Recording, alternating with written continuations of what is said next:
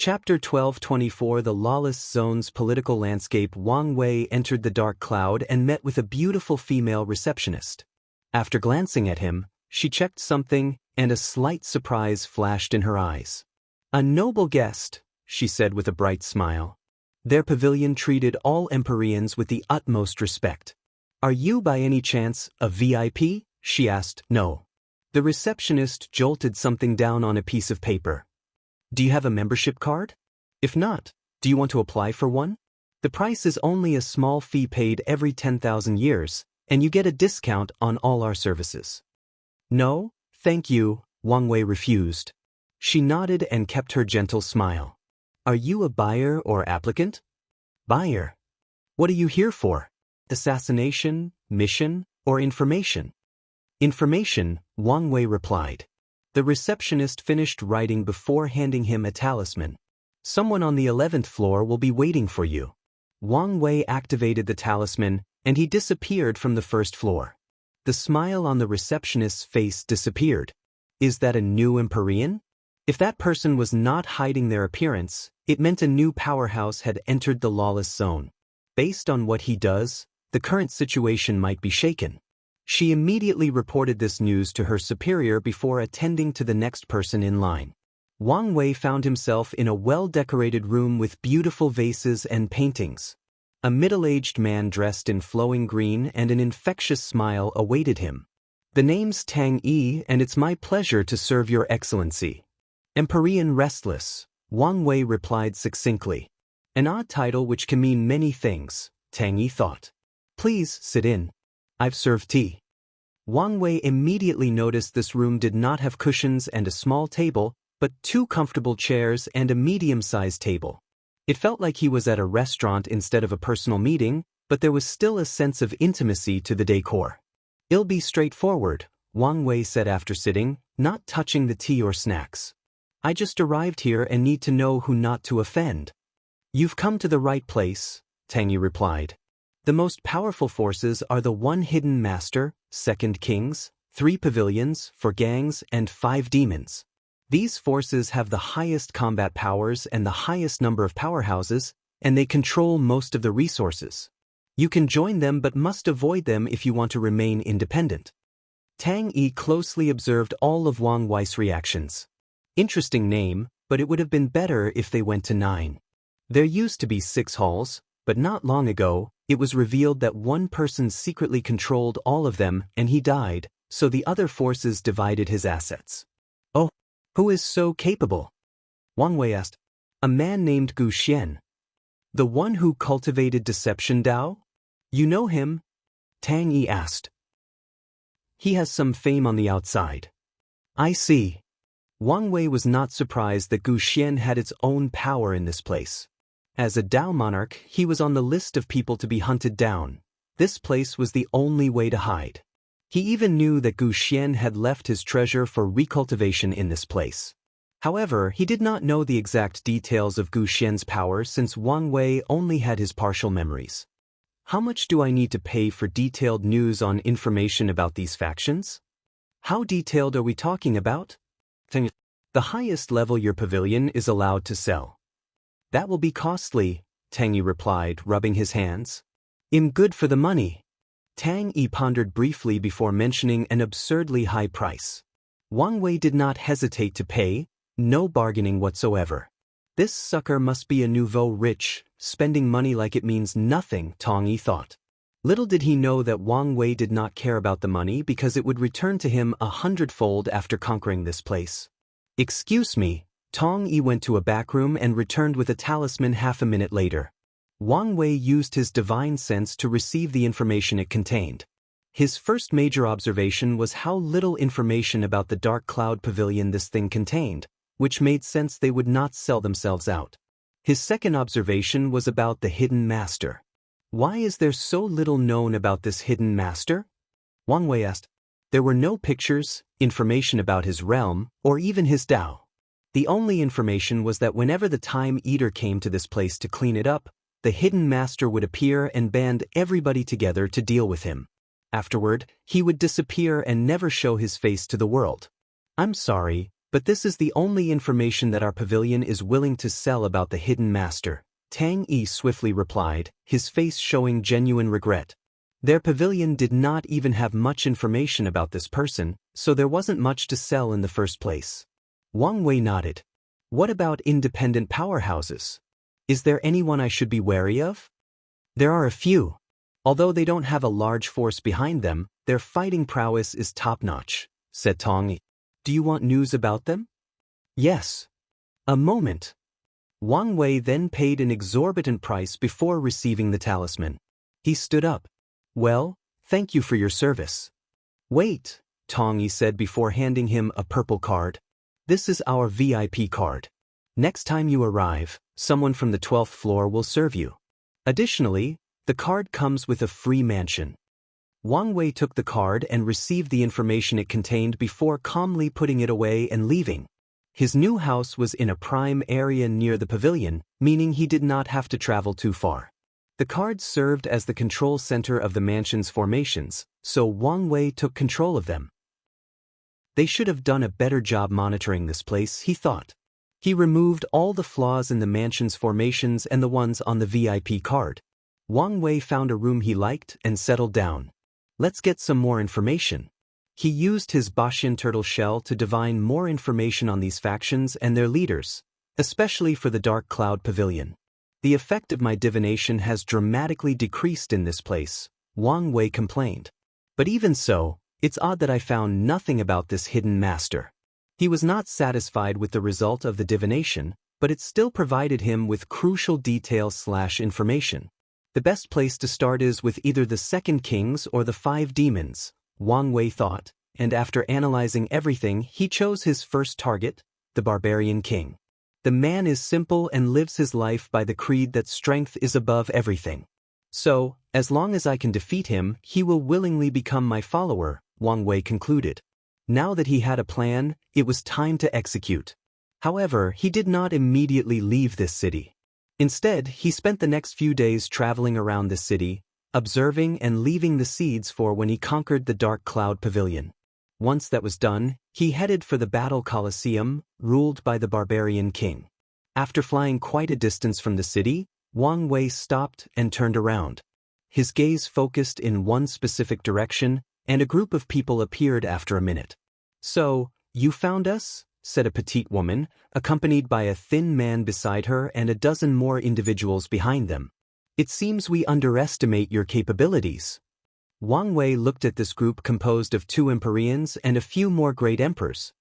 He did not care for them since the highest cultivation was the woman with a 73% Grand Dao Source Comprehension. However, he detected a strange aura from them. The petite woman frowned, displeased at his lack of response. However, she controlled herself for the sake of the mission. Our pavilion master would like a meeting.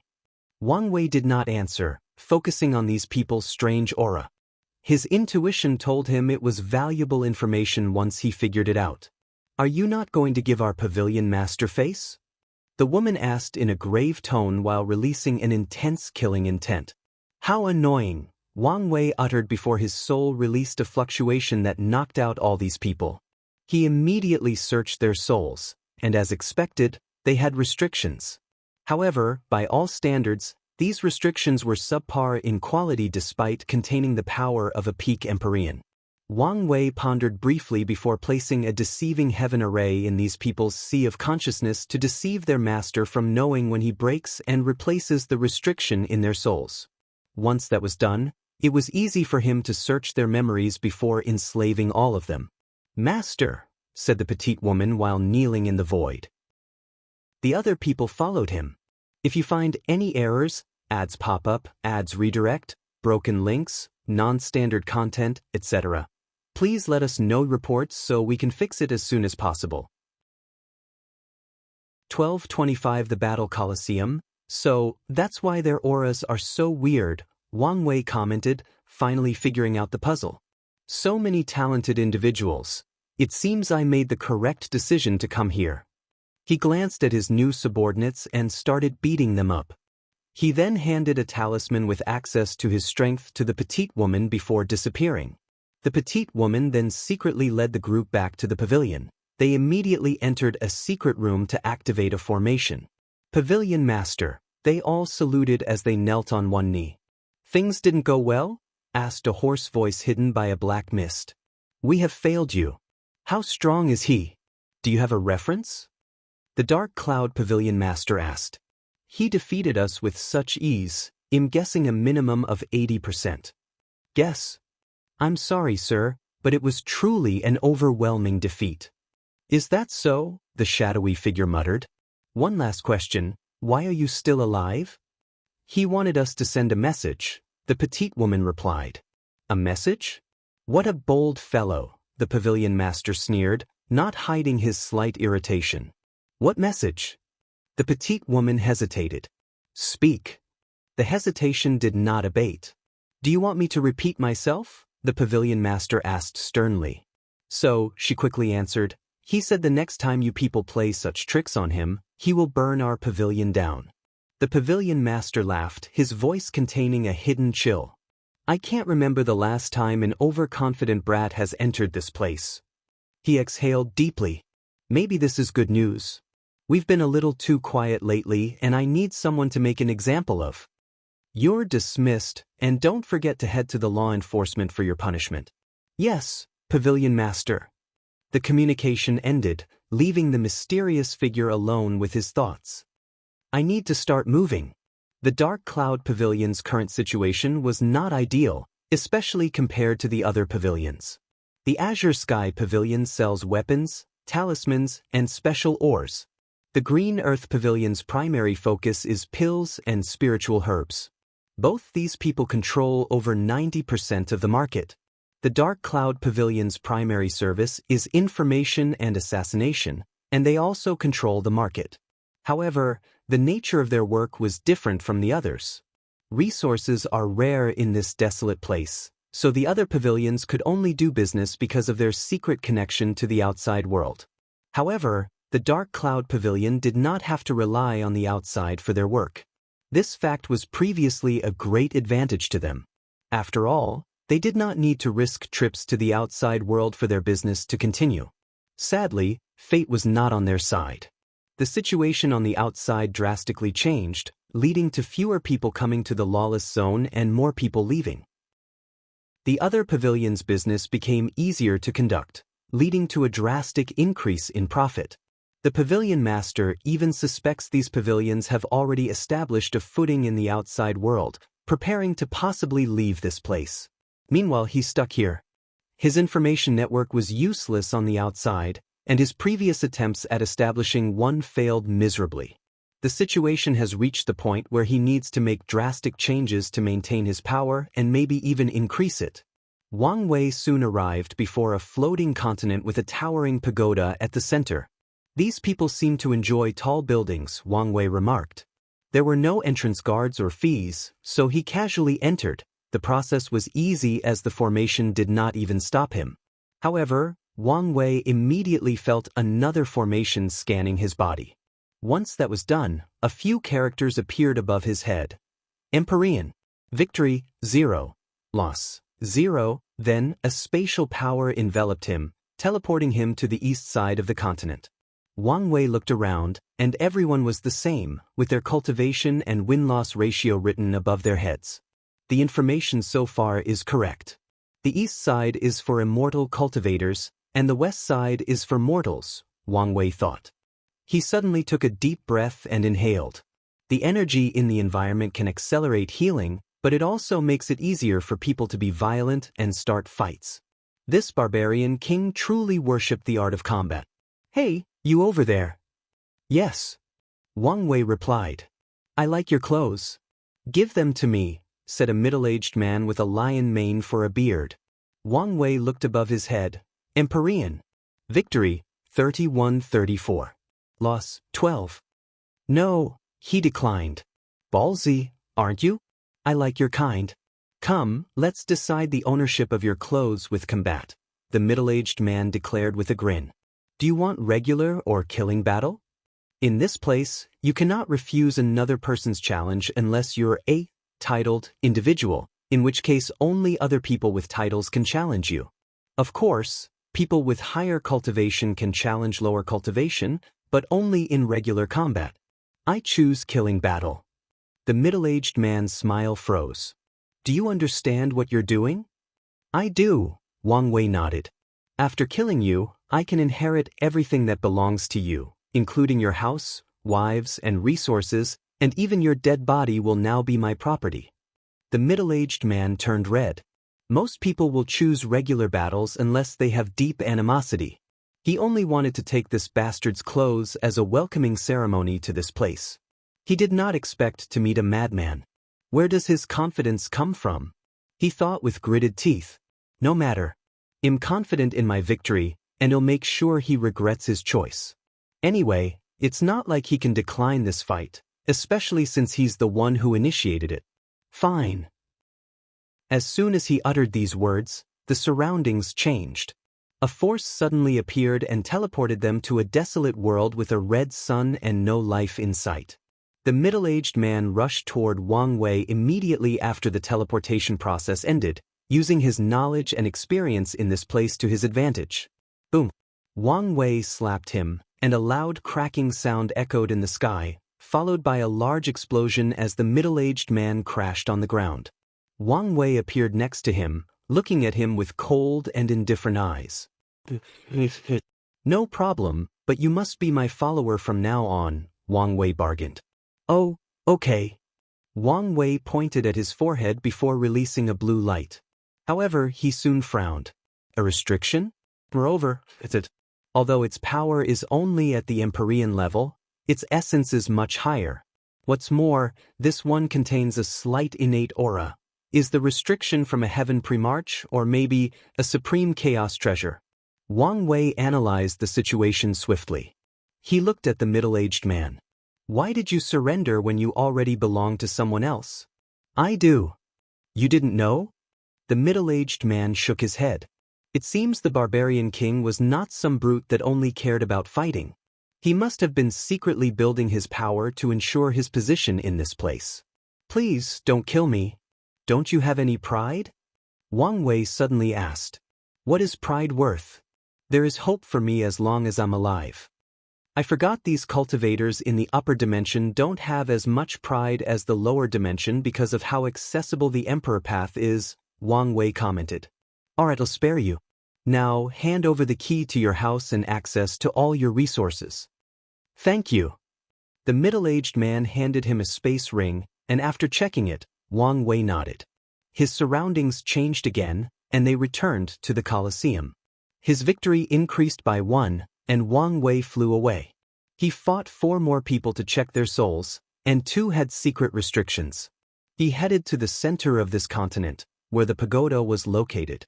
The middle-aged man was less than 2,000 victories away from meeting the requirement to enter the pagoda. Additionally, he was strong enough to buy housing close to the tower.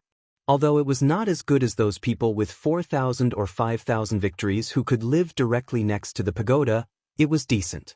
After entering the house, he found more than a dozen women waiting for them. They were slightly surprised by his presence, but that was the extent of their reaction. Master, they bowed to him, speaking fluently without hesitation. One of them stepped forward. What is it you desire today? Wang Wei observed her, and he could immediately detect a strong emotion, worry. She must have been the favorite, and now, she's worried whether she will lose her position. He took a moment to think about what to do with these women. Releasing them would only mean they would become someone else's property. Let's just keep them until I take over this place. Then I can fight for a better way for them to survive. How many of you know how to cook? And I mean truly know how to cook, he asked. A slight majority raised their hands. Cook me your best dish. You can use the best materials around. Join my Discord to have many discussions about the story and so on. Here is the link, Novelcole Discord. GG/princess-y lazysagedao. If you find any errors, ads pop up, ads redirect, broken links, non-standard content, etc. Please let us know reports so we can fix it as soon as possible. 12:26 Long way to go. A few hours later, Wang Wei was casually eating these women's food. He did not care nor had any expectations. He gave them a task as a way to psychologically comfort them since he knew they would feel useless if he ignored or completely dismissed them. And in this terrifying place, being useless meant they would be killed, discarded, or even worse, traded as goods to someone else. Wang Wei uttered after taking a bite in one of the dishes. He focused and ate even more. This is delicious even by my standards.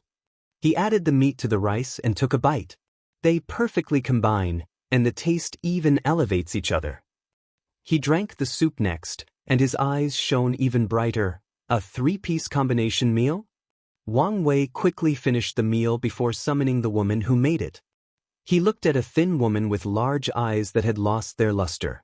She had shoulder-length black hair and a mole underneath her eyes, and her body smelled of naturally alluring herbs. She was an unconventional beauty. "What's your name?"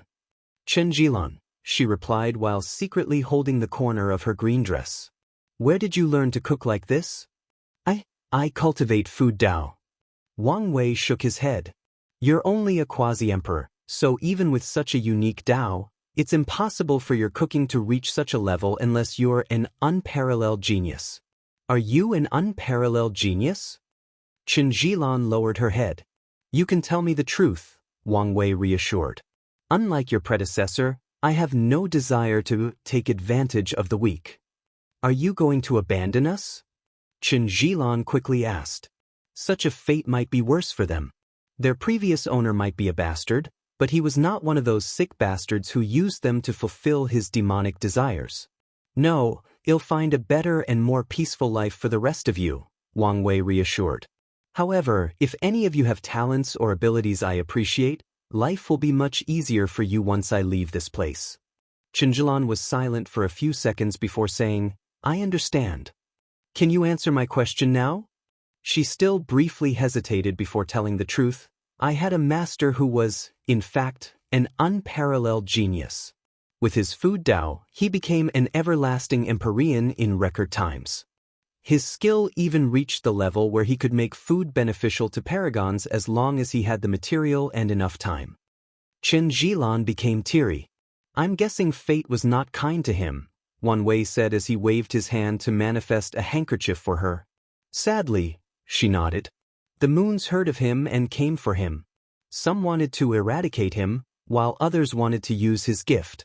In the end, the blood dragon took him away, and I've never heard from him since." She's not an immortal, and her lifespan is limited, so this should have happened recently, probably between 1,000,000 to a few billion years. Wang Wei leaned on the ladder because the main events that occurred in the past few million years mainly involved the lower dimension. If anything had happened before, his guards should have records of it. "What happened to you afterward?" "Many of the master's apprentices died or scattered during the confrontation," Chen Jilan explained. "I was one of the lucky ones who escaped."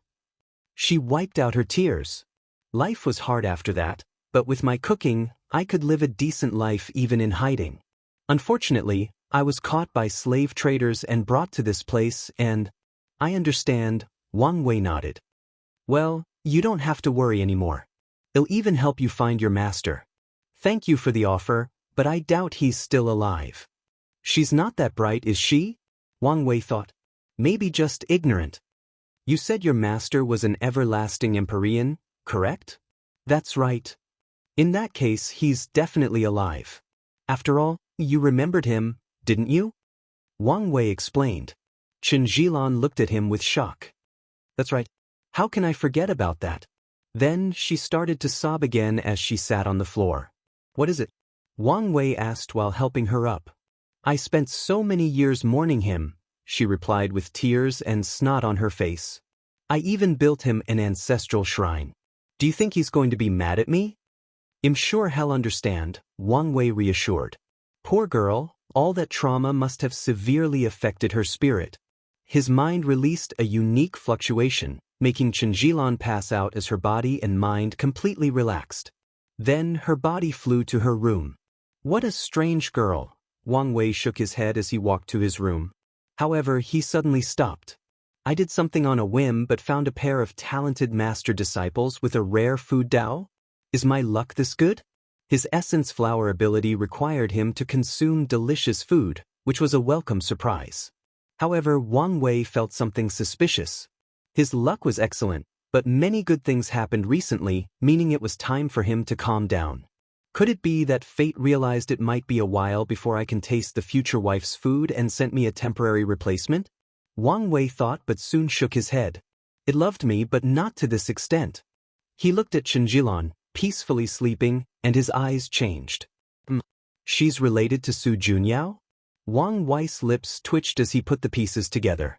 He had a fated love connection with Su Junyao, meaning they must experience many events to build an emotional bond naturally. Xianxia and her master are part of those events. Wang Wei exhaled deeply. It's horrifying if you think about it logically. For this event regarding his love life, fate involved 3 Empyreans and a Paragon, Blood Dragon, as the primary participants. The power of the participants is not even the most impressive aspect. The scale of fate's operation is. Wang Wei, Su Junyao, Xianxia's master, and Blood Dragon are only 4 individuals in an infinitely large world.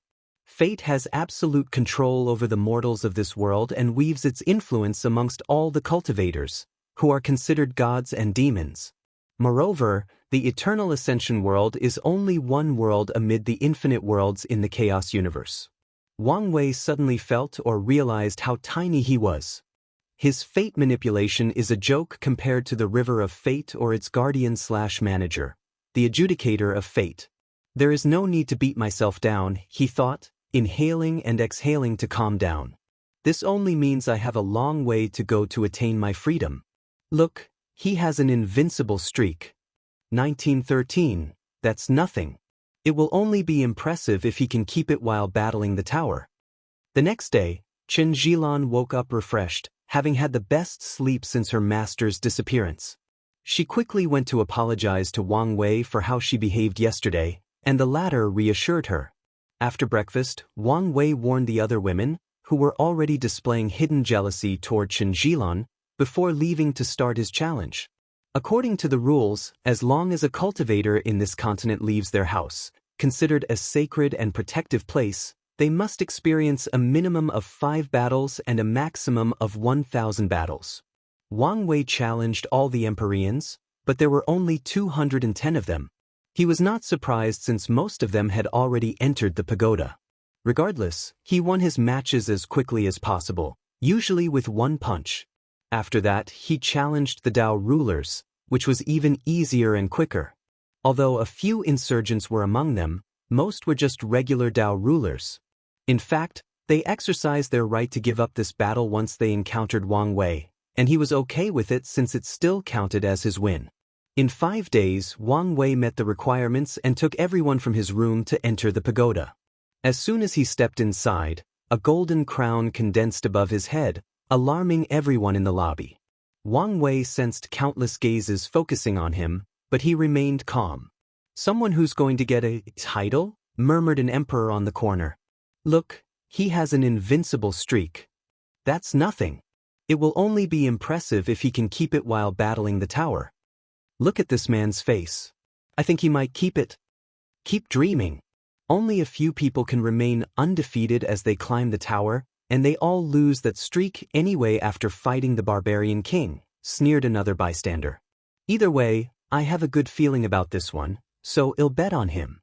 "That's what you said, but the person you chose was defeated on the 3rd floor. I'm telling you, my intuition is telling me this person is the real deal." Wang Wei calmly observed and listened.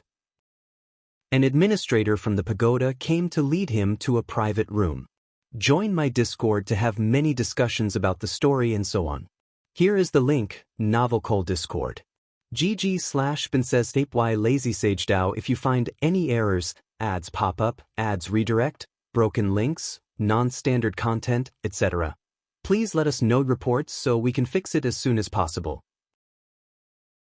Chapter 1227. The Barbarian King Wang Wei sat comfortably in a chair with a list in his hands, which contained the resources he could exchange in this battle pagoda. As someone with 5,000 victories, he's entitled to 5,000 battle points and an additional 5,000 points for a perfect winning streak. Most of the resources are not rare. However, the fact he could get his hands on them in this place, and possibly on a large scale, is proof of the Barbarian King's ability, Wang Wei commented. However, a few things are eye-raising. He saw Heaven Wills on the list as exchangeable resources. Could this place also give birth to Heaven Wills? He immediately denied this. If this were true, the top lineages would do everything they could to conquer this place. Maybe he has deep connections, including with the pavilions, Wang Wei summarized. His eyes shifted to what genuinely caught his attention on the list. What is the effect of the battle temple? He was curious since this was the priciest thing on the list, requiring battle points per hour to access. I'm sorry, sir, but only people on the 4th floor are privy to this information, replied a well-mannered woman with blue hair, a white robe, and a reassuring smile. That's fine. Anyway, let's get this over with. It's good to be confident, the receptionist replied with a businesslike smile. After reviewing footage of your battles, we've granted you the title, Domineering Fist. Cliché and a little bit cringe, but that's fine since it's not that important in the grand scheme of things, Wang Wei thought. No reaction? Thought the receptionist. Do you want to climb immediately or rest in the housing area? I have some people with me, so let's rest first. As you wish. Someone led Wang Wei to a mansion on this floor. He let all these women stay there while he observed the house. He sensed something, so he closed his eyes. This house provides a small blessing to comprehending the Grand Tao source, he analyzed. I'm starting to get a bigger picture of the Barbarian King. The next day, Wang Wei started his first match on the 1st floor. According to the rules, he might have to experience one or multiple battles to determine whether to ascend to the 2nd floor, and the exact criteria are unknown to anyone. Although this seems unfair, Wang Wei had no complaints. His first opponent was a strange Tao ancestor insurgent who held a shield in his left hand and a curved sword in his right with the title of the Elusive Guard. The two stared at each other as a number manifested between heaven and earth to serve as a countdown. 3, 2, begin. Wang Wei appeared before the man and punched him. You actually evaded it? Although he was not trying, not just anybody could evade his attack. How did you do it? The elusive guard's body trembled as these two gray eyes looked at him up and down. He felt naked as all his secrets became an open book. Reading the electrical impulses of my body to predict my movements? No, not just the electrical impulses, but a unique aura that they create, Wang Wei uttered, quite the decent technique. Wang Wei moved, and before his opponent could react, he knocked him out. His win ratio increased, and after waiting for a few seconds, he ascended to the 2nd layer. In this battle, he faced an insurgent immortal sovereign with a unique chi called the Immortal Army Chi, which allowed him to summon a large quantity of immortal venerables. Of course, someone of Wang Wei's caliber does not care about numbers. However, this chi was not so simple as it allowed its user to fuse these summons into more powerful entities, and the summons were immortal as long as their summoners were alive, conscious, and had enough chi. Additionally, the summons also had decent techniques similar to the 1st floor. This battle was more tedious than challenging. The pagoda's power hid the whereabouts of the summoner, forcing Wang Wei to fight a few rounds before he found his opponent and ended the charade. On the 3rd floor, he faced an assassin. They fought in a misty space, and the environment was designed to give his opponent the advantage. On the 4th layer, Wang Wei headed directly to the battle temple. He found himself before a large bronze mural with drawings of people fighting. The mural had no easily discernible aura, but it felt ancient and powerful. Wang Wei closed his eyes and immediately felt his mind even more active than usual. Ideas and thoughts flashed around at an alarming speed. So, that's what it is, Wang Wei thought with a smile. I've been thinking about improving my techniques, and fate sends me this place. The Battle Temple's sole purpose was to help people create better techniques or battle skills. That's why the previous challengers all had decent techniques despite mostly being loose cultivators with no foundation and not being unparalleled geniuses. Wang Wei lost himself in the act of upgrading his techniques when he was suddenly interrupted. Not enough battle points? What a shame. He was annoyed that he had to stop. The process of creating/upgrading his technique was never so fluent, smooth, and, dare say, easy. He exhaled. No need to be upset. Once I defeat the Barbarian King, this place will be mine to use as I see fit. After knowing what was waiting for him, Wang Wei speed ran through the next challenges. He had to face Empyrean from the 7th floor and battle more than once before ascending, but nothing could stop him. The only battle he paid attention to was on the 9th floor when he faced a series of battle puppets, the last one of which even forced him to use 50% of his strength. After passing the 9th floor, the pagoda became lively. It's been a while since someone had reached the 10th floor, meaning the Barbarian King hadn't displayed his might in a while. So, this battle suddenly became grandiose. Everyone in the pagoda and outside gathered to experience this major event. People bet on who was going to win, and of course, the majority favored the Barbarian King. The official gambling hall of the pagoda focused on specific bets, for example, how long will Wang Wei last? Or whether he'll be able to injure the Barbarian King in the slightest. Wang Wei floated in the air with his arms crossed, ignoring all the whispers outside. He was interested in an opponent like the Barbarian King, and luckily he did not have to wait long. A space crack appeared in front of him to spew a towering, muscular man. The Barbarian King was 3.5 meters, making him a small giant compared to Wang Wei's 1.95 meters. His braided hair made his face fierce but with a hint of suaveness. The Barbarian King wore a simple black robe but did not put on the top, leaving his upper torso bare, showing his intimidating physique. His muscles were so defined that it could be said his muscles had muscles.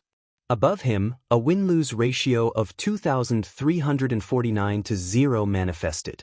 This ratio might appear small, but considering the high requirements for the 9th floor, it was actually impressive that so many people finally received the opportunity to face him. A barbarian with a giant race bloodline? Wang Wei commented. What a strange combination. This battle might be interesting. As soon as he laid eyes on this person, he knew he was a worthy adversary. The Barbarian King was a peak indestructible Empyrean that achieved limit indestructibility. His body will fusion is already in the advanced stage, one step from perfection, Wang Wei thought, and his eyes immediately shone. This man is an unparalleled genius. Interesting indeed, the Barbarian King spoke, his voice deep but also reassuring. I thought this would just be a match to display my power after so long. But you might be a truly worthy opponent. I'm honored, Wang Wei said without any signs of respect whatsoever. He released his aura, and the Barbarian King grinned, showing his rows of white teeth before also doing the same. Their aura clash twisted the void, and the crowd watching went wild. The battle countdown ended, and Wang Wei rushed forward. Boom! His body flew backward, crashing through a few mountains. He had to use his superb control of force to reduce the attack's effect and stop himself from continuing. He looked at the right side of his body, and it was gone. It calmly regenerated as he sighed. As expected, he sighed. The Barbarian King had reached the peak of 10 heavens while he was still in the 3rd. Additionally, this monster had the bloodline of the giant race while being a barbarian, meaning strength was his strong suit. The Barbarian King laughed as he appeared before Wang Wei. You have it. The madness of truly talented body refiners who wish to test the limit of their bodies against anything and anyone. It's been a while since I met another kin. If you find any errors, ads pop up, ads redirect, broken links, non-standard content, etc., please let us know reports so we can fix it as soon as possible. Chapter 12:28 Battle of True Will. Wang Wei smiled at this comment. Few body refiners can reach their level without being masochists and mad. After his body regenerated, he clenched his fist. His body had high immunity to all Dao, including the power Dao. So, he had to deactivate that immunity to test his strength, which is why he was hurt. However, he was prepared for a real battle after learning about the wide gap between the 3rd and 10th heavens. He activated all his Grand Dao boosts. He raised his hand to summon a purple bolt of lightning before throwing them. The Barbarian King casually swapped the attack away, and Wang Wei appeared before him, plunging his hand into the latter's stomach. He used his 5 fingers as a spear, and normally, such an attack could pierce a universe, breaking it into two parts. However, it did not even scratch the Barbarian King's skin. The king responded by dropping his massive elbow on Wang Wei's cranium. The viewers expected to see a headless corpse with blood spilling, but the attack merely created a massive shockwave that destroyed the surroundings. As for Wang Wei, he was perfectly intact. The two stared at each other before clashing repeatedly. Wang Wei mostly used elemental attacks, while the Barbarian King was direct, using his fist and powerful body to annihilate anyone or anything in his path. After clashing for over a minute, the two stopped. They immediately knew that with their limit indestructibility, no attack would work on each other. There was only one way to determine the victor: willpower manifestation /Dao will /true will. Only this power that negates defense and regeneration can injure them and decide the fate of this battle. As such, red lightning manifested around these two eyes. I thought he would reject using a Dao will artifact, Wang Wei thought. His initial assessment of the Barbarian King was that he was similar to those headstrong swordsmen of the extreme path but for body refining. Such a person should only use willpower manifestation and reject the power of true will despite it being objectively better. He's powerful, has a scheming mind, and is not headstrong or pedantic. He's truly a talent. He was genuinely excited about acquiring such a talent. In the lower dimension, he had to mold the people around him into talents, while the other talents were either his enemy or too prideful to serve under him. But today, he did not have to worry about that. The Barbarian King went on the offensive with a palm attack. He appeared before Wang Wei and slapped downward with his enormous hand. Wang Wei's eyes squinted before punching. He sensed it as soon as their attacks touched. The palm contained an invisible swirling power that could grind even a black hole into a fine paste. However, the more impressive aspect of this technique was not its strength but the fact that the Barbarian King's true will was also rotating at an alarming rate. If Wang Wei was not careful, his true will would be dispersed, and he would be injured for real. Unfortunately for the Barbarian King, he met an expert. Wang Wei's true will seemingly assimilated with his opponent before reverting the rotating force, turning it into a backlash. The Barbarian King's huge body moved with terrifying speed a few kilometers away, and he glanced at a tiny red part of his palm. He was injured. "I haven't bled since I fought that old man," he commented, his voice trying to contain his excitement. Then he grinned. "It seems I still underestimate you." What a quick reaction, Wang Wei thought. That attack should have pulverized the Barbarian King's entire arm, just like what had happened to him. More importantly, his body is unnatural. After these short clashes, Wang Wei realized the Barbarian King's body was not due to a special physique or bloodline but more so the result of a body refining technique. Unfortunately, the opponent's information was protected by this pagoda, so Wang Wei needed more time to gather and analyze more data. "You should take this seriously," Wang Wei replied. "Otherwise, you'll suffer, and I won't accept any excuses for your defeat. I would never do such a sacrilegious thing and tarnish the sacred art of combat," the Barbarian King responded seriously. "Sacred? I never thought I would meet someone more battle-hungry than me, Li Jun, or the MÖngke," Wang Wei thought. "Maybe my ancestor was like this." After all, he chose the battle maniac name. The Barbarian King's body suddenly lit up as if it were a shining diamond. He slashed his hand downward, managing to generate a sword slash more than 10 meters long, heading toward his opponent with unparalleled speed. Wang Wei waved his hand to the side to break the attack, and his eyes squinted. "That bastard learned my technique," he thought. The Barbarian King learned his true will application of melding his power into his opponent to disarm it. Wang Wei was sure he did not know it beforehand, given how he reacted after coming into contact for the first time. The Barbarian King did not give him time to respond, so he continued. He jumped higher into the sky. As he reached a few kilometers above Wang Wei's head, he landed, and the space underneath his feet caved in. The Barbarian King expertly controlled his strength to bend space-time under his feet. He then used it like a slingshot to shoot himself with immeasurable speed toward Wang Wei. Wang Wei would have praised such a brilliant body-refining movement technique, but the opponent's speed had reached the same level as him, maybe even slightly higher, so all his focus was on how to react. He did not evade and clashed head-on with a fist of his own. To the normal viewers, this clash was a confrontation of power or attack potency. However, only a few people and the two involved knew this was a confrontation of their true wills. This is the deciding factor in a battle with strength that is so close together. The Barbarian King used a different true will technique. This time around, he condensed his true will to increase its potency before exploding. The explosion should have eliminated the opponent's true will while also doing great damage to the body. Unfortunately for him, Wang Wei retaliated with the same condensing approach but executed more brilliantly. The clash of true will is invisible, undetectable, and indescribable to normal individuals. However, if it were to be expressed in a way for mortals to understand, then it could be summarized as such. The Barbarian King's condensation was as if he took the tallest mountain possible and crushed/condensed it into a ball the size of an egg before removing the pressure and allowing it to explode. However, Wang Wei's was as if he took the largest star possible and condensed it into a tiny dot. The result was the Barbarian King's right arm exploding in a pool of blood.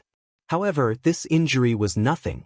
On top of his cultivation talent, the man also had a terrifyingly high battle IQ. He accepted his loss in the confrontation, and before his arm was entirely blown up, he removed a significant part of the right side of his body to prevent Wang Wei's true will from remaining inside his body. The Barbarian King also realized that for an opponent of this caliber, the less than a nanosecond his body needs to regenerate is plenty of time. So, the moment his arm was blowing up and he was protecting himself, he was also making a third move, growing 3 more limbs from his back. So, when Wang Wei was about to follow up with a second attack, the Barbarian King's 4 arms slapped each other, releasing a potent force that pushed the space between him and his opponent, thus separating them by a few hundred light years. The Barbarian King expected the opponent to be more aggressive and come after him, but Wang Wei stopped and waited for him. The king frowned. "What is this? Pity? Mockery?" His voice did not hide his annoyance. "Not at all," Wang Wei replied.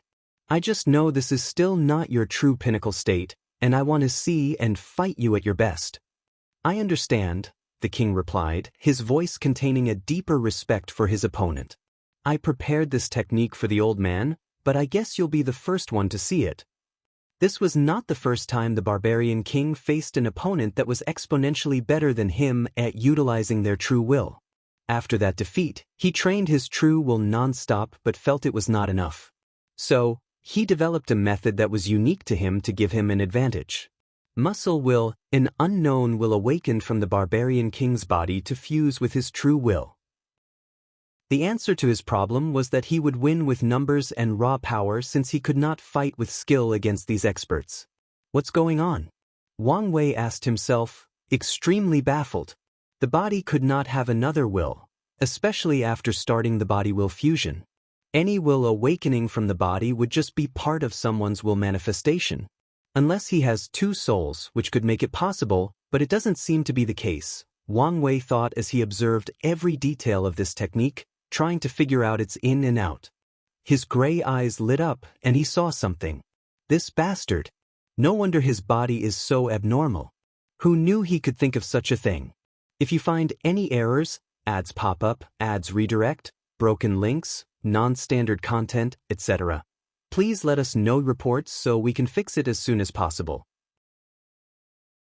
Chapter 1229 A Monster in the Flesh. As the Barbarian King used his technique, Wang Wei was able to notice the changes in his body, allowing him to know why he was such an anomaly and solve a mystery that puzzled him. From what Wang Wei knew, the giant race had been extinct for a long time. They existed in a time that could be described as ancient history even by this world's standards. The current giant race is the product of evolved creation life forms and has nothing to do with its ancestors. So, how did the Barbarian King acquire his bloodline? He could have found a relic or inheritance of the ancient giant race and acquired the bloodline. However, the chances of anything related to them still surviving in the modern era were slim.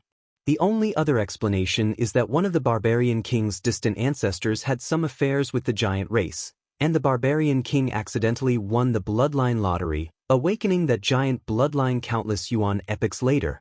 Such an act already made the Barbarian King special.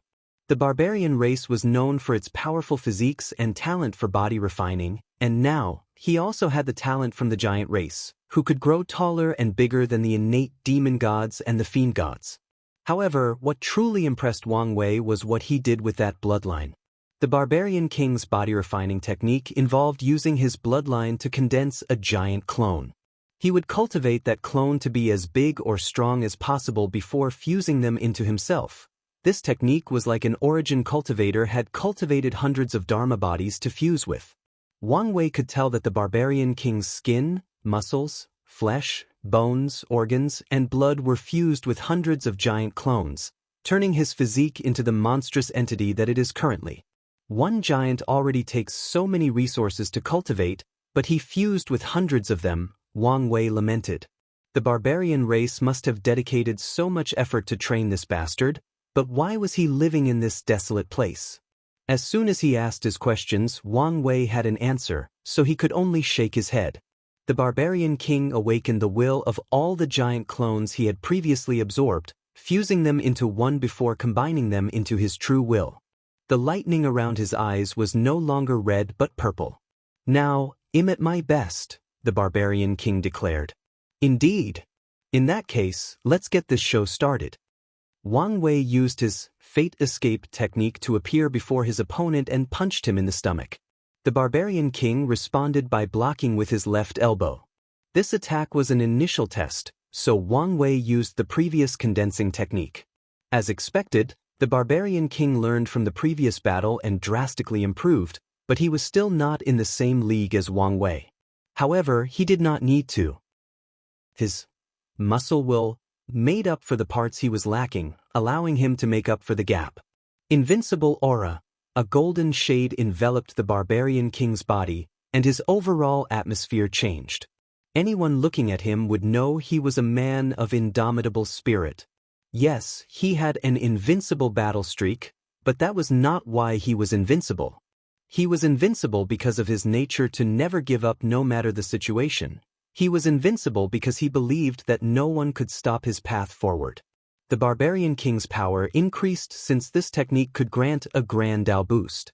He went from a strength of 99% of Grand Dao source to 9,999%, climbing closer to the strength of the Paragon realm.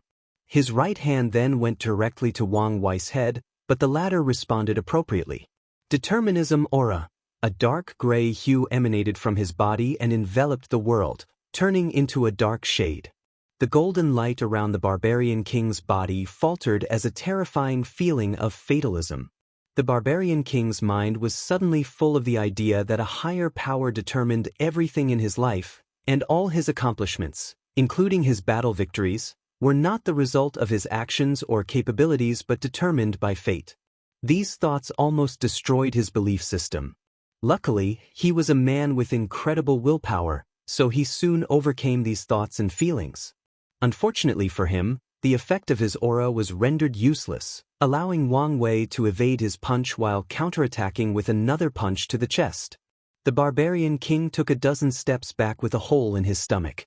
Wang Wei had finally used the true trump card of his true will technique, versatility and change. So, in this attack, his true will started with a condensing method to lure his enemy into a sense of complacency before turning into a twisting attack, which caught the Barbarian King off guard. However, the talented body refiner also made the correct choice in this situation. He used his two wills to force the opponent's power from his body, allowing him to continue this battle. Wang Wei was more aggressive since he was now taking this battle seriously, so he teleported before his opponent and used one of his old techniques. He gathered vibrations from every aspect of his otherworldly body, his skin, muscles, bones, cells, and even every atom of his existence, and condensed them into a force that he released through his hand. Such an attack should have been devastating, but the Barbarian King had an answer. A white projection of a giant manifested behind him, and the creature embraced the Barbarian King as if it were a mother protecting her child. Cracks spread throughout the projection as soon as Wang Wei's fist touched it, but the technique still granted its user a moment of respite as it blocked most of the attack's strength.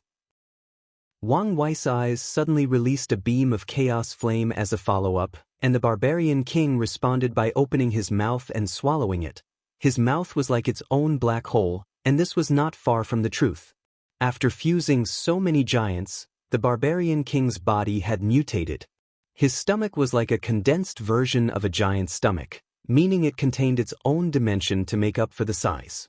Wang Wei manifested strings that swiftly attached themselves to the Barbarian King's limbs, but the big man escaped this technique by a surprising means.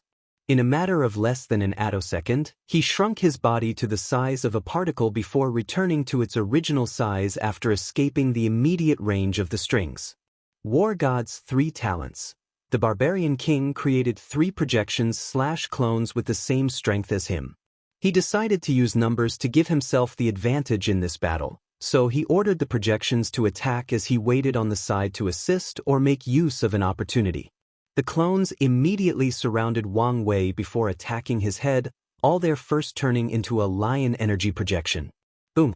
The attack seems to have worked. Upon contact, Wang Wei exploded into a gray mist, but before anyone could rejoice, the mist enveloped the clones. The mist dissipated soon after, leaving an intact Wang Wei and the clones with a mark on their forehead. They then looked at their creators with undisguised malice. Of course, the Barbarian King tried to secretly disperse his technique, but it was useless. Ancestral roar. He opened his mouth for a sonic attack with a wide area of effect. 2 phantoms, a barbarian and a giant, manifested behind the Barbarian King and roared along with him. This sonic attack not only released a potent vibrational effect but also contained an oppressive power that wanted to crush everything in its path. It also includes a third characteristic, attacking the mind/spirit/soul. Wang Wei controlled the 3 clones to stand before him and combined their strength for one attack, which created a direct path into this terrifying roar. He then manipulated his blood to condense into a spear and threw it through that path. The Barbarian King's face changed as he sensed an unbelievable penetrating power from that spear. Even the true will attached to it involved a skill based on penetration. His mind went into overdrive to analyze the situation, and he realized that most of his defensive skills would be instantly pierced. So, he controlled his body to dissipate his skin, muscles, flesh, blood, and organs, leaving only his bones, which were the hardest part. He raised his bony arms to block the blood spear. For a brief moment, the Barbarian King stopped the attack, proving he made the right choice. Sadly, his opponent was thinking a few moves ahead of him. The blood spear suddenly exploded into blood needles with the same piercing potential, embedding themselves in all his 365 bones. The Barbarian King's face changed as he realized the severity of his situation. The needles contained scattered true will, so he immediately tried to remove them. Unfortunately, there were so many of them that it would take him way too long to deal with every individual one. The king turned his attention to Wang Wei, who was already before him. As he was about to respond, the blood needles and true will exploded, temporarily paralyzing him. Then Wang Wei calmly touched his bones and sealed his power. "You lose," he declared. "If you find any errors, ads pop up, ads redirect, broken links, non-standard content, etc. please let us know reports so we can fix it as soon as possible." Chapter 12:30 MÖngke. Indeed, the Barbarian King nodded. This feeling is still terrible. Had only been defeated a handful of times in his life, and it was never a positive experience. "That's true," Wang Wei nodded. "You've tested defeat?" "Once, well, a few times, but only once that I truly acknowledged," he nodded. "Someone has defeated you? I would love to meet such a talent." "Dead." "That makes sense," the Barbarian King nodded. He took a moment to break the seal from his body as he did not like the sense of weakness he was currently feeling. "My intuition tells me you came here for a purpose, so let's talk somewhere private." He punched the air to create a space passage, and Wang Wei followed him. They soon arrived in a lavish palace, and as soon as they landed, a beautiful woman rushed into the Barbarian King's arm. "Monk, Are you all right? Wang Wei looked at this woman. She wore an elegant dress that reminded him of Mongol royalty from Earth, especially with the over-the-top headdress. She was taller than him but still looked tiny before the barbarian king. The barbarian race's culture and identity resembled Mongolia from Earth. Why is that? Could there be other races inspired by Eastern Asia? What is the connection with Earth? Why is Grand Dao allowing their existence but not other races from the prehistoric world? Wang Wei had these thoughts for a while after meeting the barbarian twins during Gu Xian's trial. However, they resurfaced after today's meeting, and he hoped he could find some answers. "I'm fine," MÖngke reassured his wife. He then introduced her to Wang Wei. "This is my main wife, Dulgun." Main wife? Wang Wei thought, but he did not state that out loud. He saluted. "It's a pleasure to meet you, madam. You have defeated my husband in combat, meaning you're our honored guest. So, the pleasure is all mine," she saluted back. "Give us some privacy while I talk to him," MÖngke said, and his wife nodded. The barbarian king led him to a beautiful garden with a waterfall that spewed rainbow-colored water. Wang Wei's eyes lit up since this garden was even more marvelous than the one he built in his court. "Your wife's work?" he asked. "It looked so, doesn't it?" MÖngke laughed. "But no. I built this place to reduce my bloodlust and calm my mind."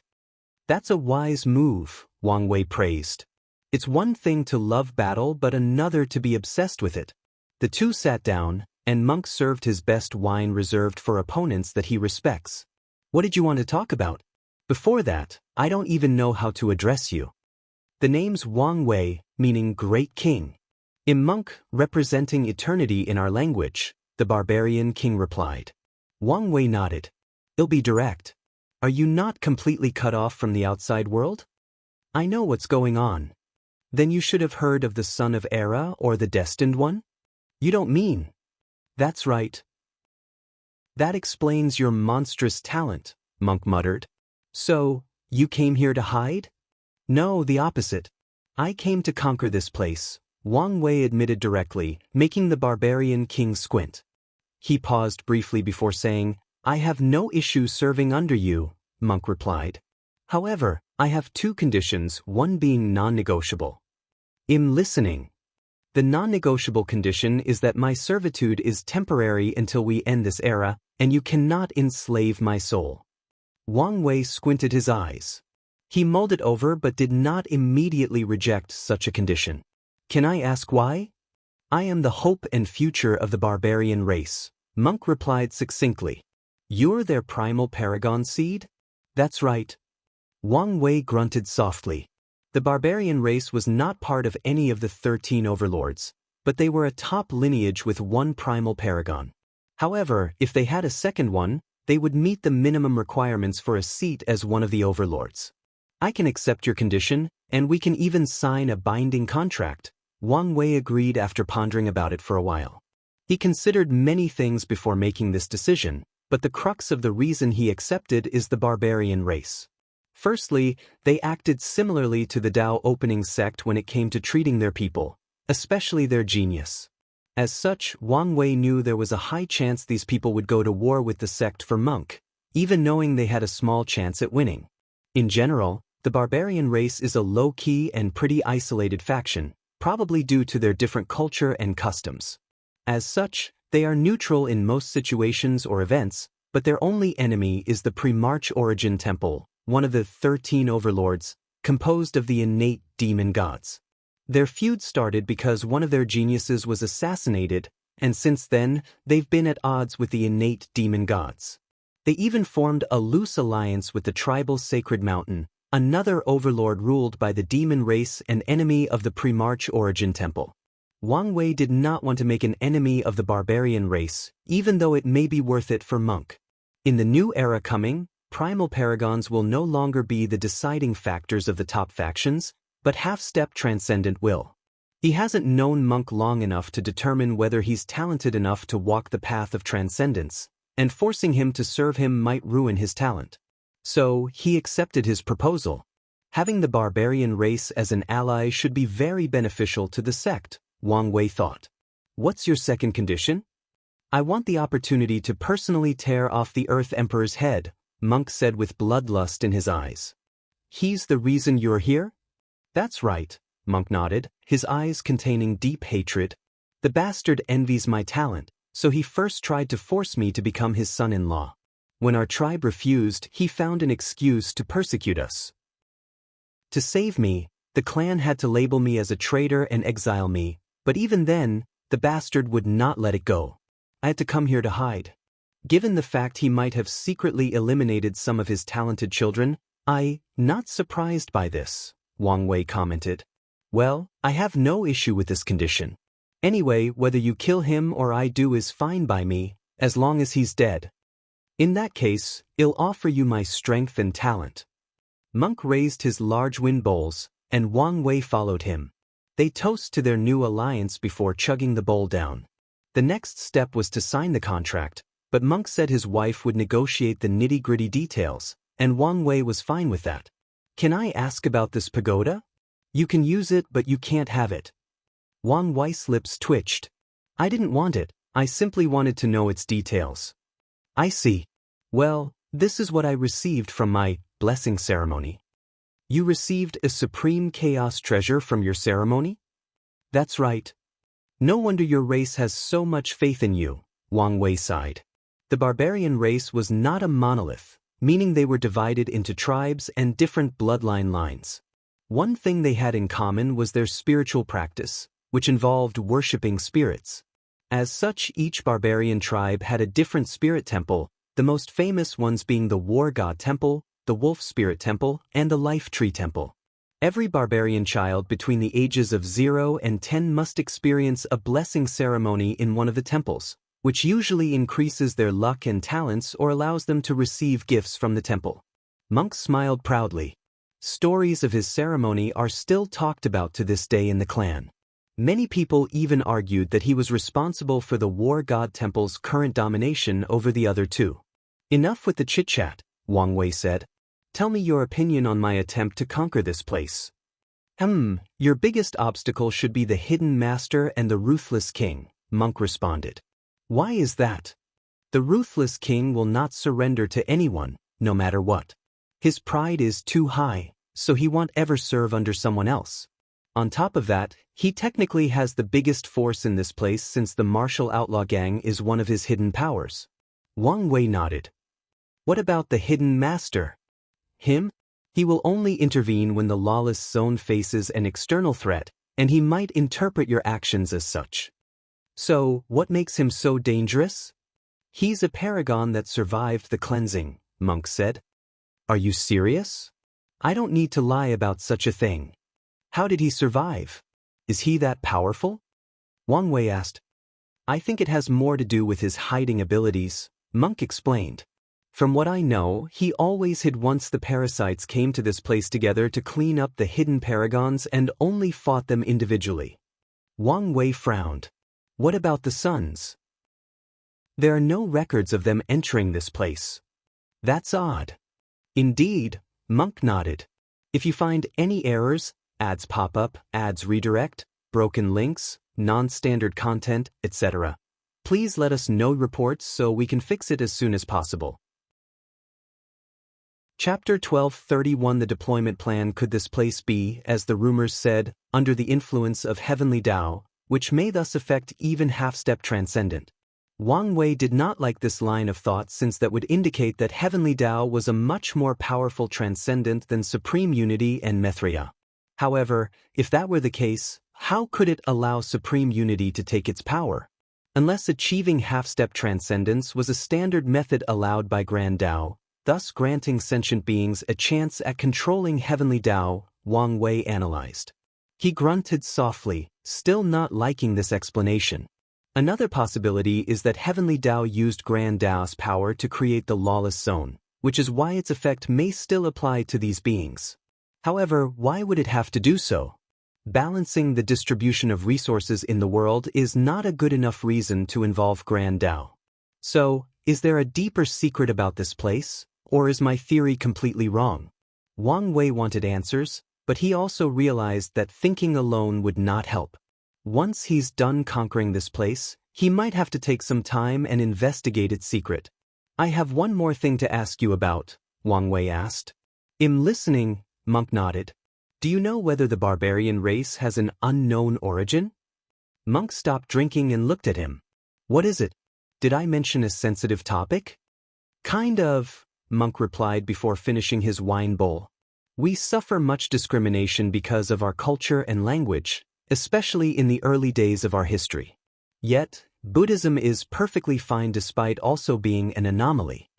Wang Wei understood what he meant. Buddhism's name and culture still retain aspects of their origin in India, meaning they are also an anomaly in the universe. However, they are widely accepted and even worshipped across the chaos universe. Your race should have been curious about your origin. Didn't you try to explore it? Wang Wei asked. "We did," Monk replied. "The result was that we were born in the eternal ascension world, just like everyone else, and our culture diverged from others at a certain point in our early history.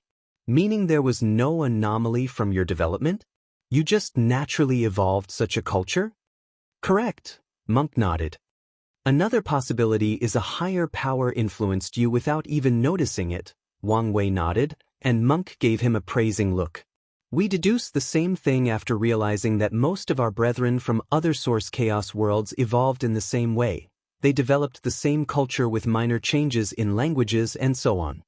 Wang Wei pondered about the situation. He was intrigued by Buddhism and the barbarian race's origin, believing them to have some connection with the prehistoric world in one form or another. He also thinks Grand Tao is involved in this, and probably the cause of the uniqueness of these two groups.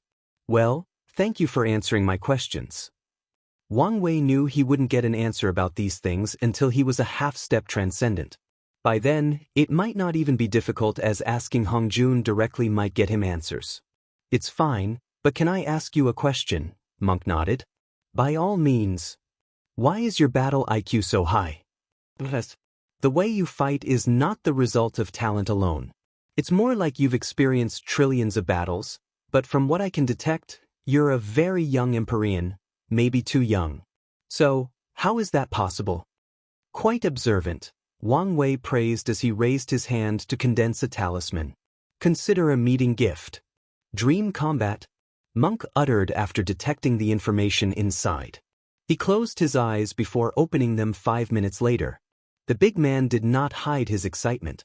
"Thank you," he said sincerely. He could not fight and learn at all times, even when awake or doing menial tasks. There was no greater gift for someone like him. "No problem. I did not expect someone else to love battle as much as I do," Monk added. "Such a brilliant technique. Why didn't I think of it before? I wasn't the sole creator, but we indeed enjoy the art of combat, but I doubt as devoted as you." "Oh, there is someone else? Can I meet him?" "He's still in the lower dimension and probably won't ascend for a while." "That's a shame. However, when he does, please notify me, and I will hold a grand banquet to welcome him." "No problem." The two chatted briefly before ending this meeting. The outside world was shocked by the barbarian king's defeat, but the big man lay on his huge bed beside his wife. "So, what do you think? Only someone chosen by fate with such tremendous destiny could defeat you," Dulgun nodded. Then she asked, "You said his name was Wang Wei?" "Yes, why? Do you think he's from that Wang clan?" It's possible, but Wang is such a common surname." "What do you think is most likely? That he's an extremely talented individual with great destiny with that surname, or chosen for that destiny because he's from that Wang clan?" "You have a point," Monk nodded. "If that's the case, our alliance doesn't have to end once we defeat these parasites. We can extend it to involve our respective factions." "Are you sure about this?" Dulgun asked. "You should understand how our elders value their neutrality. Many people believe that once these parasites are removed, the world will return to the era of the 13 overlords. However, these people have not figured out that the two suns have broken the previous situation. The upcoming era is not a return of the old time, but a new competition to re-establish the game board. Whoever can reach the same realm as them will become the new chess player," Monk said. "But can anyone achieve such a cultivation realm?" Dulgun asked, not hiding her certainty. These two seem to be outliers. So many paragons and top powerhouse from this world participated in that event, but only those two survived. Being the first to do something is usually the hardest part, MÖngke commented. Now that everyone knows it is possible and can even observe the person who succeeded, it will become easier to recreate. More importantly, I don't believe all those participants who died in that event did learn or bring something with them from the experience. MÖngke had to think of his future. Once he perfected his body-will fusion, he can open the gate of flesh to become an inextinguishable paragon. With his talent and the support of the clan, he had complete confidence in attaining the title of a primal paragon.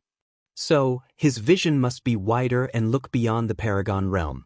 You have a point, Dulgun nodded. The two discussed their future in the night, and the next morning, they started the negotiation. To their surprise, Wang Wei was not strict or difficult about the binding contract they needed to sign, making Dulgun, the master negotiator, suddenly feel at a loss given how easy and smooth the entire thing was.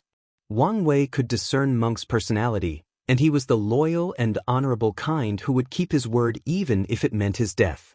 As such, he showed his charisma through this discussion by being lenient. This was an excellent way to show his trust and create a better relationship with such a talent as MÖngke. Since everything has been negotiated, let's discuss our next step, Wang Wei declared. The three of them pooled their knowledge together about this place before laying out a plan to sweep the place. The simplification of the plan was that Wang Wei would deal with the pavilions while MÖngke dealt with the demons. Then, they worked together to take down the gangs before facing the Ruthless king and the hidden master. Once everyone had their roles, they deployed. Wang Wei went to the Dark Cloud Pavilion, MÖngke visited the poison demon, and his main wife, Dulgun, who was an everlasting Empyrean with a cultivation of 73%, went to see the puppet demon. Wang Wei secretly returned to the Dark Cloud Pavilion city, and a few people were already waiting for him. He calmly looked at these assassins that he took control of. What is the situation? We've taken control over the law enforcement hall, replied the petite assassin. However, the most powerful members of the pavilion are the Dark Mist assassins, and they only served the pavilion master. We could not even come close to them, let alone try to control them. You did more than enough, Wang Wei nodded. Anything else to report? The pavilion master may have been suspicious of our movements. May. He has always been suspicious by nature, the petite woman explained. Suspicions came with this job, so that was not surprising. However, lately he has been ramping it up a little. It's fine if he's suspicious since we can use that against him. The only problem Wang Wei feared was the pavilion master to hide and now show his face, forcing him to waste time and search for him.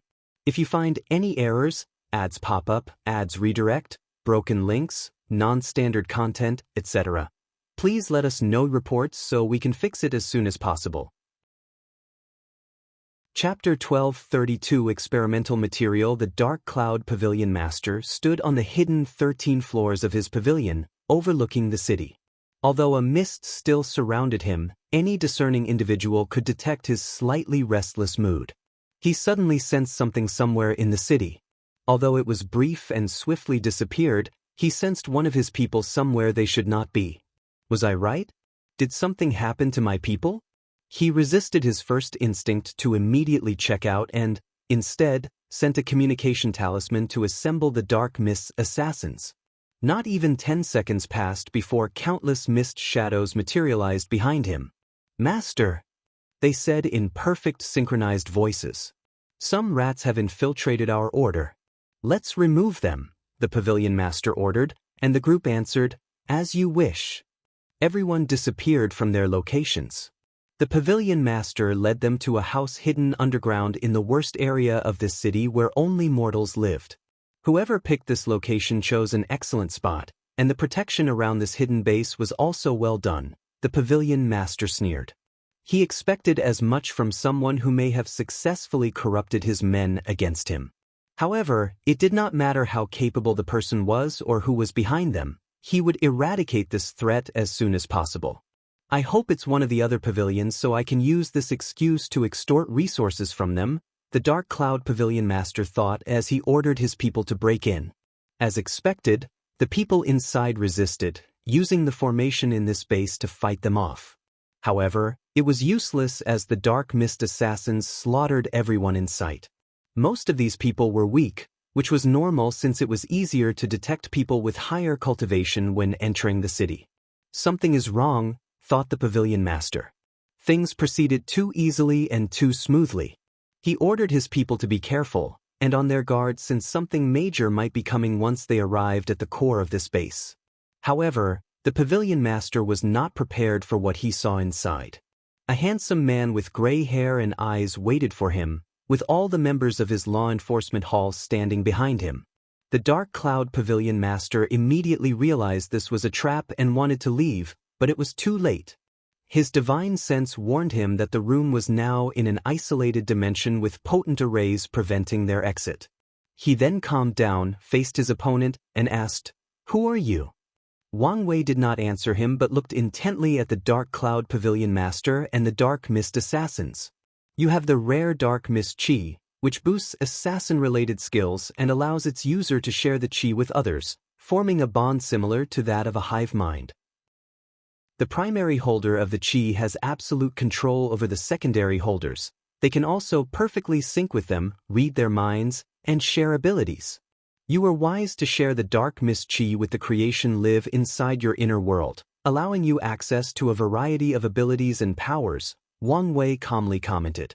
"However, despite how rare and useful your Chi is, it's not the main reason I'm interested in you. It's not why I found you extremely valuable." Wang Wei's eyes shone almost as bright as it would have if he saw his wife, and that's because of the Zerg hive mind plan. The Dark Mist Chi is an excellent data-gathering method for creating such a creature in the future. The Dark Cloud Pavilion Master's body trembled. His intuition warned him of a terrible future if this man caught him. He used his secret connection to order his men to go on the offensive, so the Dark Mist Assassins immediately activated their skills or techniques. Sadly for them, it was pointless. A projection of the River of Fate materialized above the room, releasing strings that immediately entered these assassins' foreheads and disarming them in the process. The Pavilion Master's face turned ugly as he sensed his connection with these people being forcefully severed. He quickly calmed down to think of a solution, and he ended up using the creation lives inside his inner world. Although he could not allow these people to leave his world since he was only a Dao ruler, his unique Chi allowed him, to some extent, access to many of their broken abilities. Breaking Void, the Dark Cloud Pavilion Master disappeared from the room as he chose a talent to help him escape the situation. Unfortunately for him, he reappeared in the same room after another second after navigating through hundreds of spatial layers. Wang Wei suddenly appeared before him and punched him. The Dark Cloud Pavilion was not instantly outclassed despite the situation. He responded by using an ability that turned her body into blue stone and even successfully blocked Wang Wei's terrifying punch. However, this was the extent of his ability and this fight. As soon as his body touched Wang Wei's fist, his face changed because a powerful seal enveloped his inner world and sealed his power. The Pavilion Master still resisted, trying one last effort to remove that seal as swiftly as possible and continue this fight, but Wang Wei released a soul attack to knock him out. Wang Wei muttered as he looked at these people. It would be terrible if my Zerg could be dealt with so easily, especially the hive mind communication system. Maybe I should build a small and independent river of fate for the communication system. This should prevent most people from being capable of interfering with it. Wang Wei nodded as he liked this plan. However, he also understood he was getting ahead of himself. He had a long way to go before he could even attempt this plan. "Let's move on to the next step," Wang Wei ordered. With the Dark Cloud Pavilion under his control, Wang Wei swiftly took control of over 80% of the pavilion before targeting the remaining 20%. The pavilion had its own people for assassination tasks. However, the Pavilion Master was a wise man who still found a way to expand his numbers and preserve his strength in the process. He divided the assassination hall into the inner and outer halls. The inner hall belonged to the Dark Mist Assassins, or people close to him, while the outer hall recruited foreigners who served as assassin mercenaries. Anyone can join the assassin hall. They complete missions and receive resources as compensation. The pavilion will even invite talented individuals to join the inner hall. Thus, this hall also serves as a recruiting method. Wang Wei controlled the pavilion master to activate the Ji Supreme Summon, which is a rare event in which the pavilion demanded all the outer members to show up for an important meeting. This was the only mandatory thing in the outer hall, and anyone who refused the call could forfeit their identity. Based on the situation, these people might be blacklisted from the entire Lawless zone. With this massive summon, assassins as low as iron and as high as gold swiftly headed to the Dark Cloud Pavilion. Sadly, they were walking into a lion's den.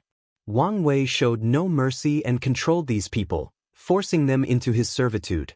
Once everything was under control, he prepared to head to the Green Earth Pavilion when he received a talisman from MÖngke. Did something happen? Wang Wei read the information and soon afterward, the space between him opened a portal to release something. MÖngke traveled to a small planet. At first glance, this planet seemed beautiful and could be described as a heavenly paradise. The mortals were happy, had plenty to eat, and lived fulfilling lives. However, only a few people knew this was just a facade. MÖngke teleported directly to a towering mountain surrounded by a mist. As soon as he arrived, the mist on top of the mountain receded, showing a woman who embodies the idea of a demoness. She wore a long white robe that trailed behind her, but her hair was abnormally dark. It could be described as Vanta black. She used a dark green powder to shade her lips, and her pointy nails were purple-black. The poison demoness looked down the mountain with her violent eyes. "Barbarian King? Why are you here?" she asked before suddenly remembering something. "I heard you were defeated yesterday." She did not hide the schadenfreude from her voice. "Are you here to get some poison from me to defeat your opponent?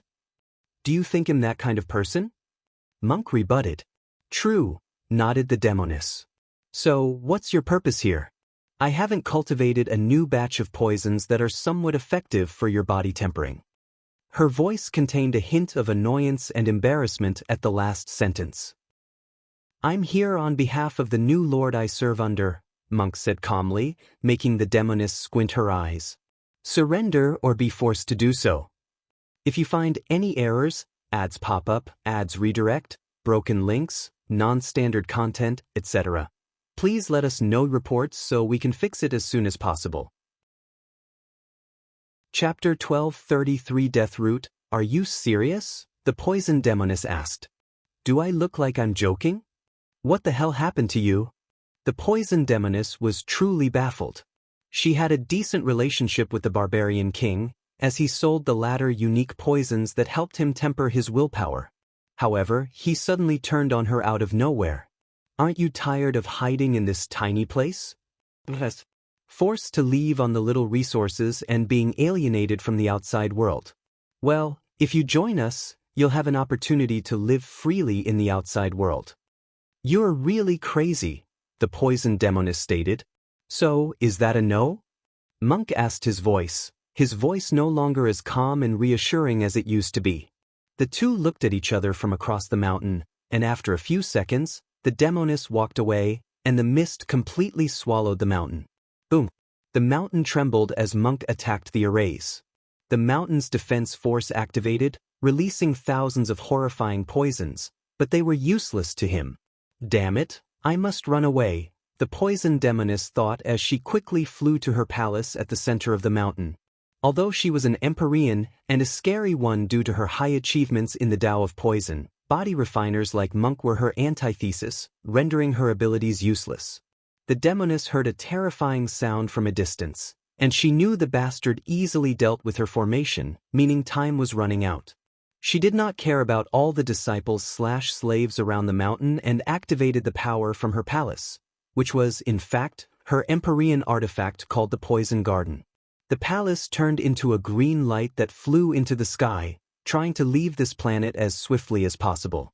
However, the humongous hand of a giant manifested in the void and slapped the palace down, crashing it down to an ocean on the planet. "MÖngke, do you think I'm scared of you? Do you take me for a soft persimmon?" The demoness shrieked, her voice scattering the clouds and agitating the ocean.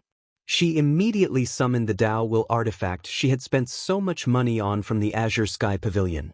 Her gaze penetrated the walls to see the intimidating small giant floating outside her palace. The demoness gritted her teeth before going on the offensive frowny face lust poison. She waved her hand to summon a pink fog that surrounded MÖngke. However, the Barbarian king remained calm and composed. Although the enemy had boosted this poison with a Tao Will artifact, their utilization of this power was leagues apart. As such, the powerful illusions/projections of beautiful women that he saw meant nothing to him. Additionally, his absolute control over his body prevented him from even reacting to this poison. So, this is a distraction? MÖngke thought, so he focused on the poison palace. As expected, the latter had applied another poison that could create illusions to hide herself and escape. His eyes turned red as he used his technique, the War God Eyes, which was excellent for seeing through falsehood. MÖngke then saw everything. Instead of flying out of the planet while he was distracted, the palace hid deep underwater, hoping he would not notice it, forcing him to search for it mindlessly like a chicken who had lost its head. MÖngke secretly shook his head before opening his mouth and inhaling. He instantly swallowed all the water and sea life on the ocean, leaving the planet bare.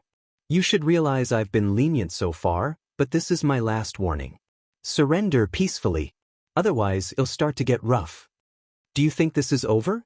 No, this is just the beginning, the poison demoness declared with gritted teeth. She knew the poison would not be that effective, but the effects were truly subpar compared to her calculations. The demoness was proud of this poison. She made the people of this planet so happy to absorb the 6 emotions and 7 desires from them to cultivate this poison, and yet, it was such a major failure. She exhaled to calm down. Now that things had come to this, she had no choice but to use her last resort. A black, majestic, metallic dragon rushed out of her palace, looking at MÖngke with terrifying eyes. A metallic dragon? Yes. The creature was so lifelike, and even its aura was similar to the one's Head read about. But his eyes quickly saw the truth. No, this is a puppet, probably the work of the puppet demon. MÖngke looked at the palace with a strange expression. It's common knowledge that the puppet demon lusts after your beauty. What did you do for him to build such a thing for you? Bastard, do you want me to claw your eyes out? The poison demoness yelled, almost losing all her composers. I only promise to owe him a great debt. If you say so, I'll kill you, she screamed, controlling the dragon to rip the bastard apart. However, MÖngke calmly shook his head. Many people believed the barbarian race's contradiction with the innate demon gods was recent, but only a few people know that we used to hunt dragons during the innate acquired war. In fact, hunting dragons used to be a part of culture. It was a way for any warrior to prove their might. MÖngke grinned. I always thought it was unfortunate that this custom was no longer in place. However, your little dragon might allow me to live some of my childhood fantasies. He clenched his fist before attacking. Dragon-slaying fist, penetrating spear, MÖngke's attack released a piercing attack that left a hole in the dragon puppet. The hole immediately released a green poisonous gas, but such a thing was useless to him. So, he continued his attack. Dragon-slaying fist, destruction hammer. He appeared above the dragon's head and used a brutal attack that pulverized the creature's cranium. However, the puppet was still moving despite losing its head. Its metallic claws and dragon tail continued attacking MÖngke, who easily evaded. With his eyes, he soon found the puppet core, and his body flew into the creature to rip it out from the other side. The poison demoness looked at this with hopelessness. She prepared this expensive puppet in case she had to deal with MÖngke or any other body-refining bastards one day. However, she did not expect the bastard to be this powerful. Don't make me break your palace, MÖngke declared. He knew if he broke her proven Tao artifact, it would take some time to fix, thus rendering her unable to perform at full capacity. Such a fact could delay their plans to end this era, so the best way to deal with her surrender was for her to give up now. The poison demoness sat on a throne in one of the rooms in her garden. She looked at MÖngke outside with loathing and hatred. However, when she saw him clenched his fist, she exhaled to calm down before deactivating the garden's defenses. Not long after, The barbarian appeared in her throne room, and the demoness did not stop looking at him with hatred. "If only I didn't lose that poison," she said with gritted teeth. "I would have you beg for your life before killing you." "Oh, what kind of poison would make you so confident?" "Death root poison. That's a tier 12 poison that can even kill a paragon. How on earth would you get your hands on such a thing?" MÖngke asked, his expression not hiding his doubt. "It was broken, already reduced to tier 10, the demoness explained. To restore that poison, I planted it inside my grandmist world and killed every living being. Then, I had to recreate these creatures and repeat the process 3 billion times before the thing fully revived. I spent so much time and effort." Her eyes turned red as the memory of what happened resurfaced, along with the uncontrollable anger. She spent so much time and energy, even almost dying once the death root had to experience tribulation before returning to its original power. "Then, not long after I succeeded, one of my disciples took it and ran away." "What horrible luck," MÖngke commented. "If I still had it, this ending would have been different." "Not necessarily," MÖngke replied.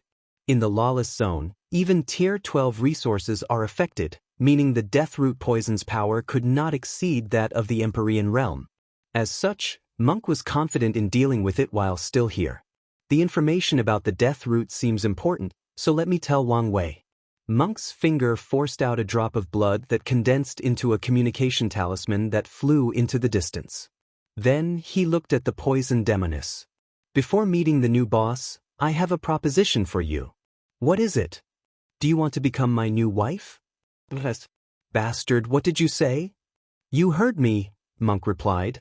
"You're such a talent that it would be a waste not to try to have you." The barbarian race has cultivated poison masters for various reasons, including medicine, body tempering, and to use against their enemy. There are even a few tribes with a poison spirit temple. One of MÖngke's wives also cultivates poison Dao, but she is nothing compared to this demoness. That's why he would buy poison from her. If you accept my offer, I can talk to the new boss to treat you better while you're under his service," MÖngke said with a grin.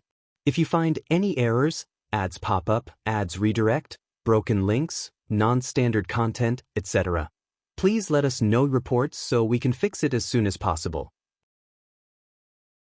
Chapter 1234 Dulgun vs. Puppet Demon. Dulgun arrived before an enormous black cauldron floating in the void. She had over 100 people behind them, all in rank 11 but from different paths. She was still dressed regally, and the serpent-shaped staff in her hands accentuated her noble aura. "The Barbarian King's wife?" said a cold but tired voice. "Why are you here?" "My name is Dulgun and you know that," she stated calmly. "I'm here to ask you to surrender and follow me peacefully." The void was momentarily quiet before the puppet demon stated, "It seems the Barbarian King did not come. Go away. I don't have time to waste on you." Dulgun remained calm, and she did not utter another word. She raised her staff to release a red light that enveloped the people behind her, War God's blessing. These cultivators' auras suddenly increased significantly. To be precise, their strength rose by 3-fold. There were a few individuals whose strengths were on par with 7-fold, and they immediately reached the peak of the Empyrean realm. Dulgun's men roared as they sensed the power coursing through their veins. They loved going on missions with the Queen because they could fight all out without worrying about their lives. Dulgun waved her staff again, this time releasing a white light. For the second blessing, she removed these men's sense of pain so they could fight without any concerns or restraint. An elderly man dressed in a black robe, heavy bags under his eyes, scattered white hair, and a pair of creepy eyes appeared before the group. "What's the meaning of this?" the puppet demon asked. "Attack," Dulgun said as an explanation, and her men did not hesitate. The fastest of them condensed a bolt of lightning in his palm before throwing it at the puppet demon. A warrior clad in black armor that covered it from head to toe appeared before the demon and cut off the lightning bolt with its long sword. The puppet demon had received the message loud and clear. With a thought, he summoned an army of millions of puppets that looked exactly like the first warrior. This puppet legion was perfectly aligned like a well-trained military. As soon as they appeared, They activated an array that blessed all their strength to the commander or the first warrior who protected their master. The commander puppet's long blade released a dark light before slashing toward Dulgun. Her men came before her to erect a shield, but something unexpected occurred. The slash disappeared, and when it reappeared, it had already hit someone called the Fire Ash Empyrean, cutting her body and soul into 100%. However, the Fire Ash Empyrean did not scream in pain, nor did her eyes show any despair at the fact she was instantly killed. On the contrary, her eyes contained this obvious smirk, and it did not take long for the puppet demon to know why. Life Goddess Blessing. Dulgun expertly used her blessing Dao by releasing a green light from her staff that returned the Fire Ash Empyrean to her peak state. Anyone who looked at her would not know she was someone who had died less than a second ago. Her soldiers roared in excitement before rushing toward the opponent. Although they were heavily outnumbered, these men did not care and fought as if they were protecting their families. The word defense did not exist in their vocabulary, as they used one powerful attack after another. And every time they were severely injured, a green light would descend from the sky to return them to their peak state. There were rumors that the Barbarian king's wife was behind his operation. However, who would have thought she was so capable? The puppet demon thought. However, little did he know how stupid his thoughts were. Dulgun was an everlasting Empyrean, and only talented individuals can achieve such a thing. As such, he should have immediately taken her seriously after laying eyes on her. It's probably best for me to end this fight as soon as possible in case the Barbarian King is not far from here, he thought. If there was one person all the leaders of the Lawless Zone hated to fight the most, it would definitely be the Barbarian King. The brute was extremely powerful, but on top of that he was essentially unkillable. No attack worked on him, and underhanded methods like poison or assassination were also useless. As the puppet demon was deciding on his next move, Dulgun had already chosen her next move. Affliction, non-flesh life curse. Her Dao did not only allow her to give people blessings but also afflictions or curses. For this fight, she used an affliction that targeted non-flesh creatures like puppets. Her staff released a brown light that enveloped the void, and as soon as it passed through the puppets, a startling change occurred. Many of the puppets melted, releasing a decaying odor. A few survived, but their aura was drastically weaker, and their bodies seemed to have turned rusty, thus limiting their mobility or other abilities. "Damn it," cursed the puppet demon, preparing to do something. However, he greatly underestimated his opponent, thus losing the momentum of this battle. The Fire Ash Empyrean and the Thunder-Piercing Empyrean used a Thunderflame Tornado attack, killing the commander and most of the surviving puppets. The demon immediately tried to summon more of his creation, but his face contorted as he realized Dulgun had used her Dao will to block the surrounding space, cutting access to most of his legions. The demon then calmly watched as a group of attacks rushed toward him. He could tell these attacks were not enough to kill him but severely injured him so he could be captured. "Do you think I'm helpless without my puppets?" he thought with a sneer. Unfortunately, these people did not know that he was the ultimate puppet. The puppet demon calmly raised his left hand, and it turned into a shield that was tall enough to reach above his head. The shield blocked these hundreds of attacks, and then he went on the offensive. Myriad Dao Core, Space. The puppet demon's heart, which he had replaced with a unique puppet core, activated. A rune representing space flashed on the core, and the demon's right hand turned into a sword. Dimension Slash. The demon created 2 slashes.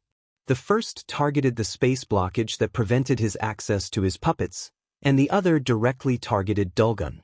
However, she ignored the attack and focused on ensuring the opponent remained isolated. Meanwhile, 2 of her men appeared before her and released all the blood in their bodies to form a cocoon that protected them. The blood cocoon was effective, allowing Dulgun to focus on her opponent.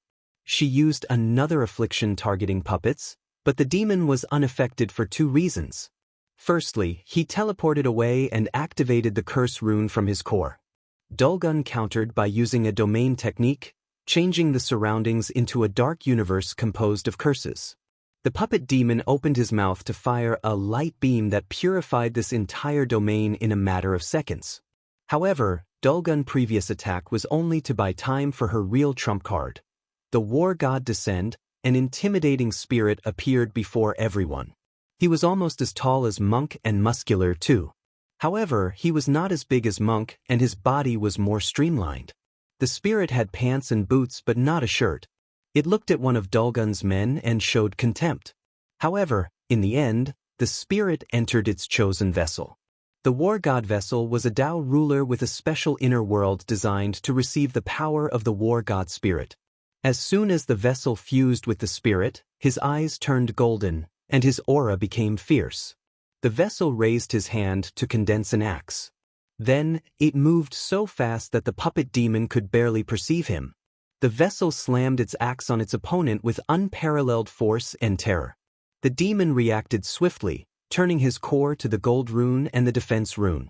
The puppet demon's arms turned golden as he crossed them, with a thin but potent shield surrounding them. However, this was useless. The axe shattered his left arm as it contained a brilliant skill that targeted a person's weakness. The puppet demon barely saved his right arm by using the half-hearted indestructible rune he's been working on. However, the arm was still cracked and on the verge of being useless. "This vessel truly cannot contain my power," said the war god spirit in a voice that contained echo. He raised his axe for a second attack. The puppet demon activated his space rune to exchange places with one of his puppet debris that survived the previous battle. However, to his horror, he discovered his opponent was still before him, and the axe was rapidly lowering toward his head. Despair enveloped his mind as it was too late for him to move. The sounds of metal clashing echoed in the void.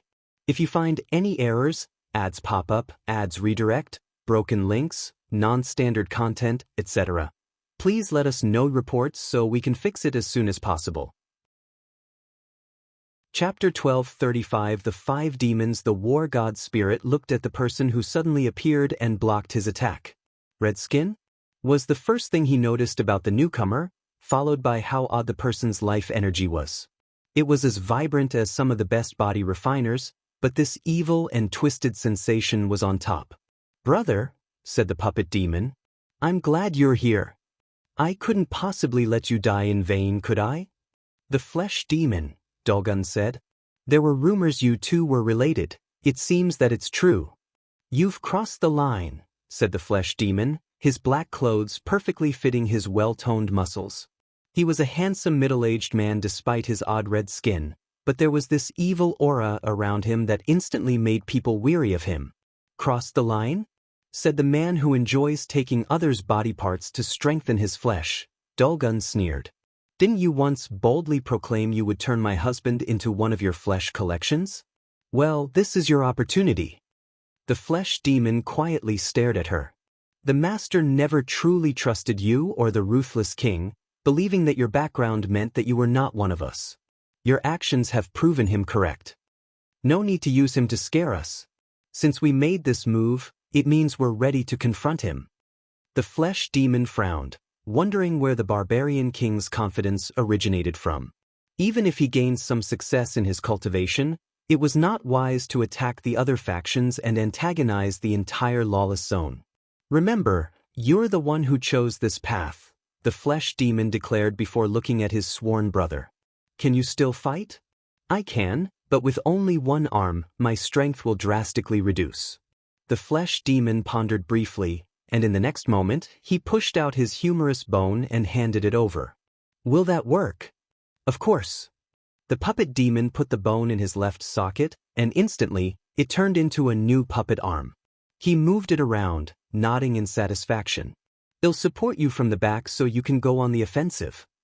The flesh demon ripped out his spine before turning it into a bow. Then he expelled a muscle from his thigh to use as the bowstring. He pulled the thing, and the resentments in his body from years of experimenting on people's flesh condensed into an arrow. He pointed the arrow toward the war god spirit and fired without hesitation. The spirit casually turned his head to avoid the arrow, but the thing turned around without losing its momentum and speed and rushed toward him. No, the arrow became even faster. The spirit waved his axe to destroy it but frowned in the process. The war god spirit immediately noticed a black spot on his hand. A curse? Moreover, it's a potent one based on resentment. A golden light descended from the sky, curing him of this curse. However, this was just the beginning. The flesh demon started to fire thousands of arrows, all moving at unreasonable speed and containing a terrifying curse that resents all life. The war god spirit could only evade while complaining about how weak his vessel was. Meanwhile, the other people Dulgun bought had to confront these arrows. With her help, they barely survived these powerful arrows. However, they were not useless, leaving the puppet demon ample time and opportunity to move on this battlefield as he saw fit. He activated his core and teleported a few meters away from her. The puppet demon looked at her with derision and hatred. "You'll make an excellent piece in my collection, while your husband's body is the best material to upgrade my brother's body. It seems I must do this the hard way," Dulgun stated, and her staff released myriad color lights that entered her body.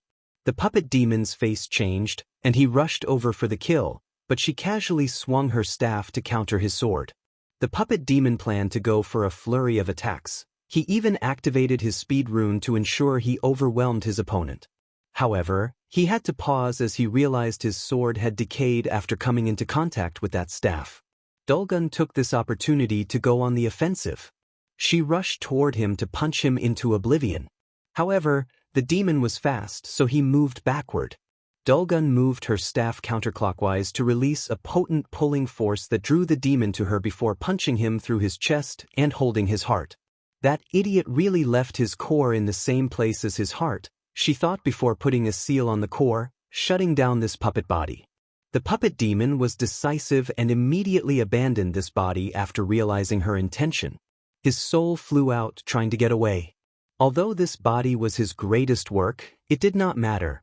He could build another one as long as he was alive and free. Dulgun predicted his movement and acted. Her staff released a blue light that forced the puppet demon's soul back to the puppet. Simultaneously, she detected 5 terrifying arrows rushing toward her back. She gritted her teeth and held on. Boom! The moment she forced the soul back into the puppet, the arrows hit. Her defense broke apart and she was hit. Black blood oozed from Dulgun's mouth, but she sighed in relief. She was in the infant fiend god realm, and she blessed her flesh, which allowed her to survive that attack.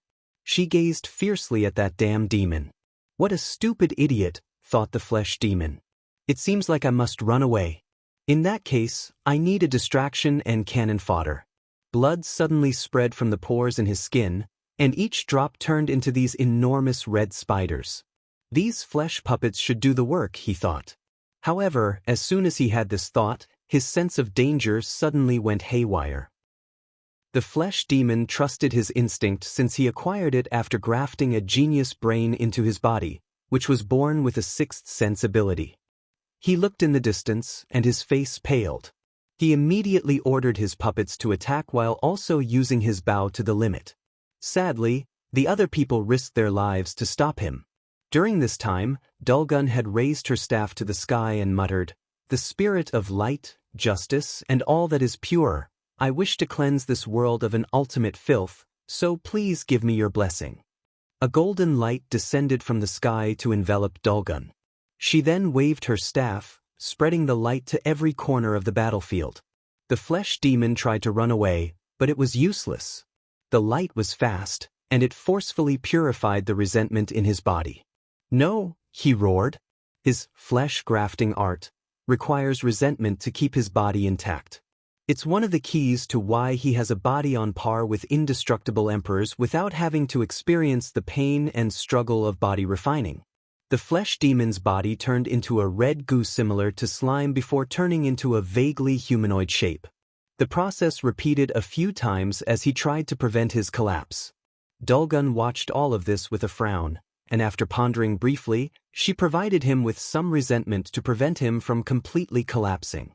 She sealed him before putting him away. The flesh demon was supposed to be husband's target, but his presence saves us a lot of time, Dulgun thought. She sent a message to her husband before taking a moment to heal herself and her companions before heading to her next target, the ghost Demoness. This person's way of fighting is similar to the puppet demon as she relies on her vast army of ghosts. As such, she was the perfect counter to this kind of enemy. Poison Demoness Garden. Repeat what you just said? The Demoness demanded, still baffled by what she heard. You heard me, said MÖngke. I knew all of you men were the same. Think about all the poison you can make from my blood, MÖngke persuaded. The answer is still no, the Poison Demoness replied with a sneer. That's a shame, MÖngke sighed. It seems he will have to find another poison wife. Anyway, you should see the new boss. He pointed his finger before him to open a portal, and with a wave of his hand, he sent the Demoness and her garden into it. All right, cursed demon, here I come, MÖngke uttered before disappearing. The battle with the cursed demon will be like the poison demon. However, he looked forward to fighting the flesh demon since he heard he was an accomplished body refiner. Dark Cloud Pavilion. Wang Wei calmly looked at the woman before him while processing the information MÖngke sent him. A Paragon tier poison that has disappeared? That indeed might be valuable news. If you find any errors, ads pop up, ads redirect, broken links, non-standard content, etc. Please let us know report so we can fix it as soon as possible. Chapter 1236 Green Earth Pavilion. Wang Wei pointed his finger to the woman's forehead, instantly souring her expression. As the seal entered her sea of consciousness and targeted her soul, a terrifying soul poison rushed from the Poison Demoness mind, targeting him. Although it appeared she had given, that was far from the truth. Someone of her cultivation level and status would never give up hope of freedom until she exhausted every possible measure. As such, when MÖngke did not kill or immediately control her, the Demoness planned her escape. Sadly for her, she jumped from one monster's mouth to another. Ultimately, she sighed, resigning herself to her fate.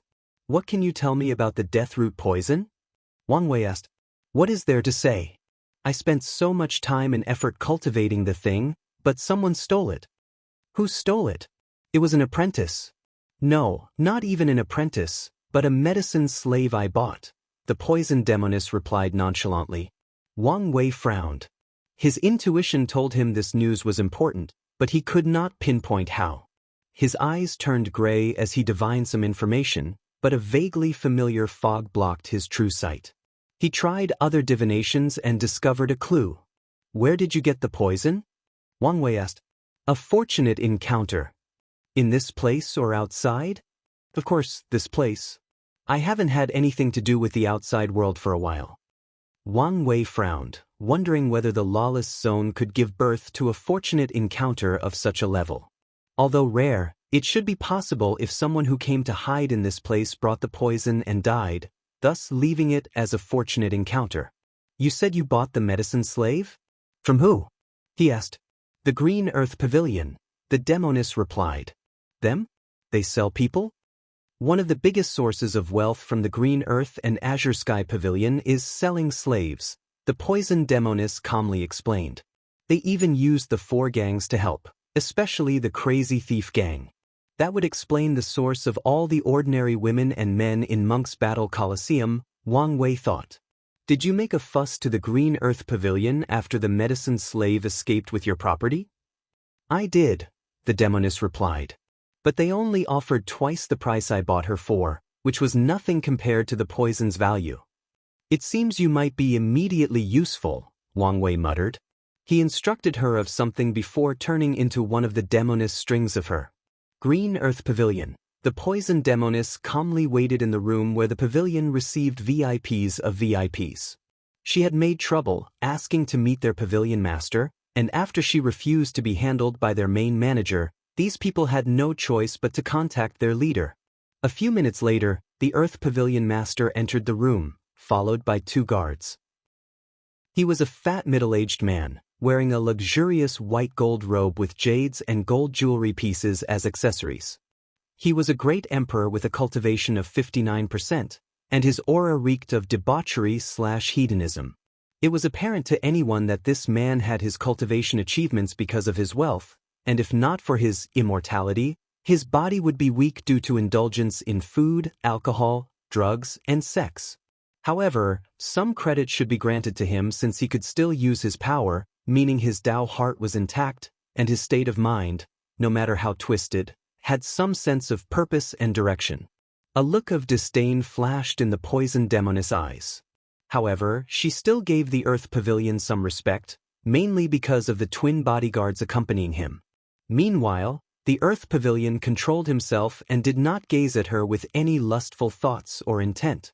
On the contrary, he showed her the most respect despite detecting the disdain in her eyes. "Poison Master, what happened to you to make such a fuss?" the Earth Pavilion Master asked with a businesslike smile. The demoness was about to open her mouth and make a fuss about her poison, even demanding them to search for her medicine slave on the outside. However, Wang Wei did not give her, or anyone else, the time to react. A group of strings suddenly appeared out of nowhere to capture the Pavilion Master. The twins reacted and tried to protect him, but everything was sudden and fast. They did not react in time. As precautions to personally meeting the poison demoness, the Pavilion Master prepared numerous pills and talismans, mostly ways to deal with her poison. However, he also prepared if he needed to run away, so his talisman tried to take him away from the situation. Sadly for him, these strings contained the power of fate, thus blocking all possibilities of escape that he could think of.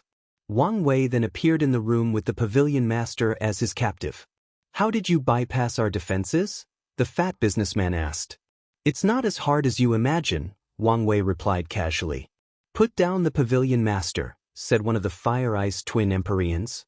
"And you may still walk out of this room alive," finished the other. Wang Wei focused on them. False everlasting Empyreans? And two of them? These two used to be eternal emperors but failed to become everlasting. However, they had a Tao will and secret vaults. "Kill this bastard," said the Earth Pavilion Master. The twins hesitated. They could cultivate peacefully because the Pavilion Master was an excellent business. If they lost him, the Green Earth Pavilion would not last long despite being the most powerful martial force. "Don't hesitate," the fat man continued. "If you kill him swiftly enough, it won't matter whether he kills me since you can revive me." The Pavilion Master was an emperor, so he had prepared plenty of resources for his fast revival. "You're really the embodiment of not judging a book by its cover," Wang Wei commented, silently praising this man for his boldness and quick thinking. Maybe having such a capable merchant under his command was not bad. The twins glanced at each other before taking action. Their cultivation was 84% Grand Dao source, but they used their boosting techniques. The first one was from their Empyrean artifact, which was a pair of red and blue throwing discs. The artifact gave them another 2% boost. They followed that with a soul resonating technique, and since they were twins that did everything together since birth, including proving the Tao simultaneously, they had another 2% boost. Finally, they used their best skill, Tao Will Fusion, which boosted them to the limit of the Empyrean realm, 99%. One twin released a terrifying heat, and the other turned the other half of the room into an ice tundra. They did not throw their artifact but held it in their hands before rushing for a close combat attack. That Tao Will Fusion technique is actually brilliant, even better than the one monk used when he added his muscle will, Wang Wei calmly commented. He pointed at the twins to release a yin-yang symbol that rotated counterclockwise. Before the twins could react, their Tao will separated, and their soul resonance also dissipated. Even their artifacts, which were usually perfectly in sync, seemed out of balance. Then, before they could think of another solution to this situation, the yin-yang symbol turned into a seal that captured them. "It's over," the Earth Pavilion Master thought. After so many years, after countless battles and catastrophes, his life has ended today. He felt sad, but a part of him always knew this day would come. Factions in this place do not usually last long and have a cyclical nature, and sadly, it seems it was time for a new era. After taking control of the upper echelon of the Green Earth Pavilion, it was relatively easy for Wang Wei to secretly take over the rest. He did not spend long in this place before heading to the Azure Sky Pavilion.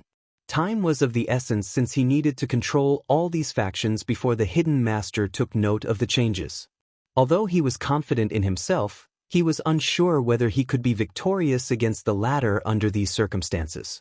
Wang Wei took a moment to see if he could find any more information about the medicine slave that stole the death root.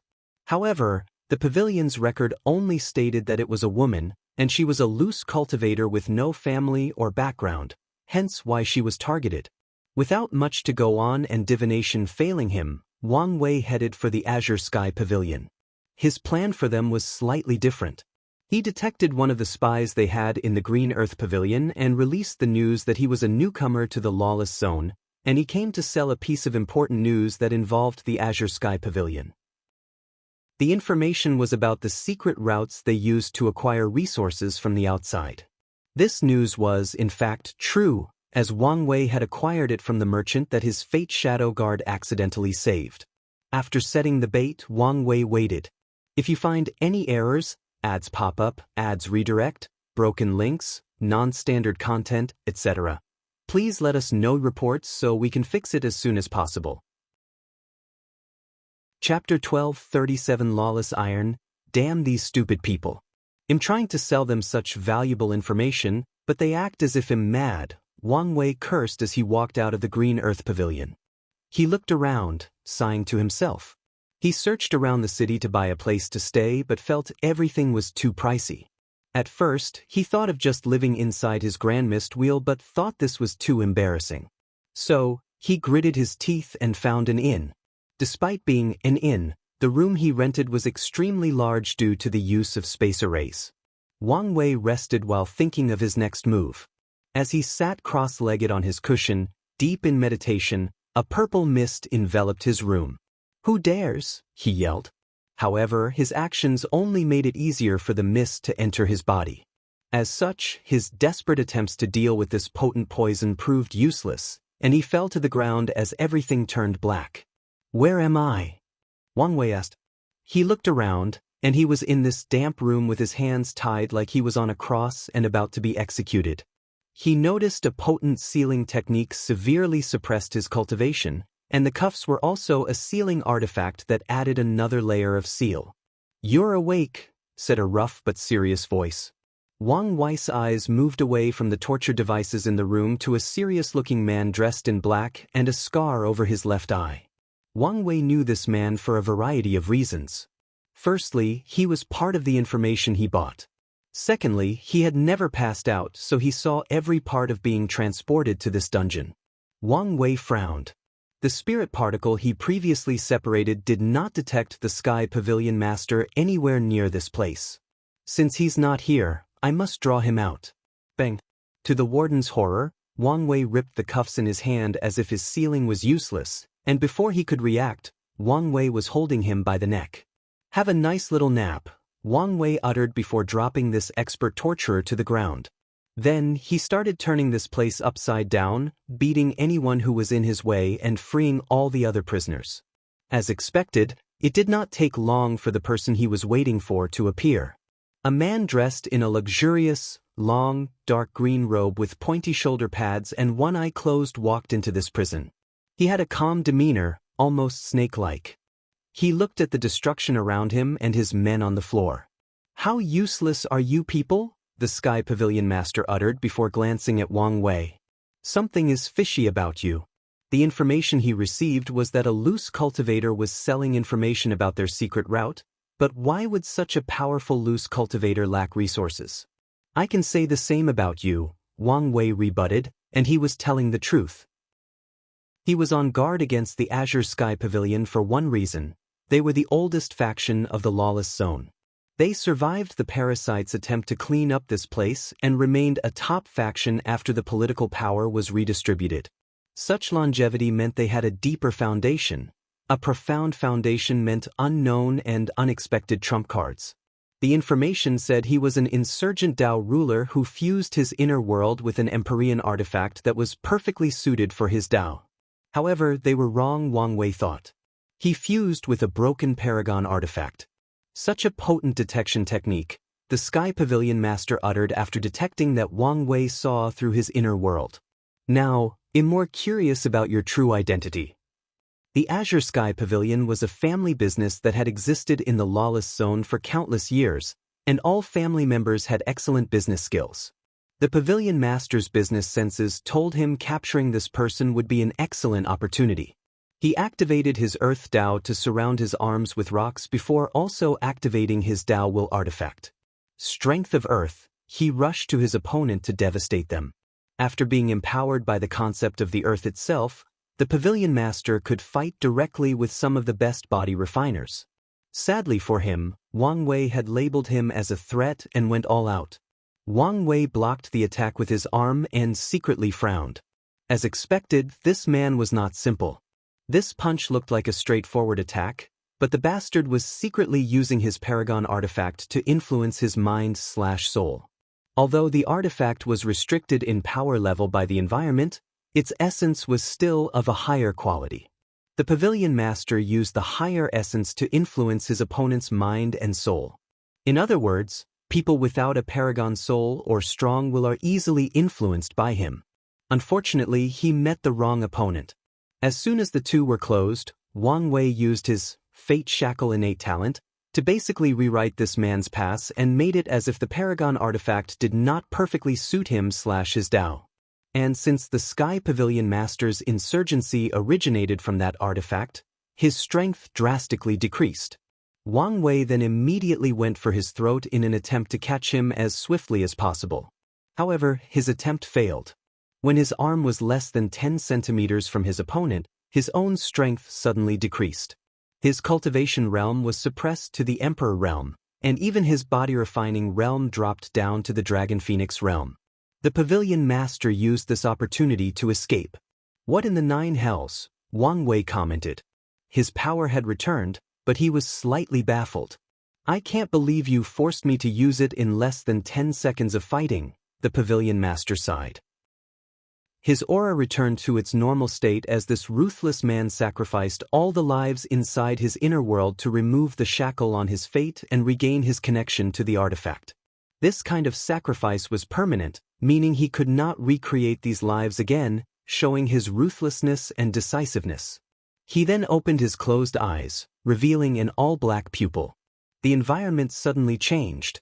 Wang Wei's strength once again returned to the Emperor realm, and even the Sky Pavilion Master's aura had a drop in strength to the early stage of the Empyrean realm. "Lawless iron," Wang Wei commented. "Any unique environment will evolve unique material. That's one of the fundamental laws of heaven and earth." This law also applied to the Lawless zone, and the unique material this place created was the Lawless iron, which was an ore with the same effect as the cultivation suppression of this place. "I thought the parasites destroyed all the Lawless iron mines in this place," Wang Wei asked.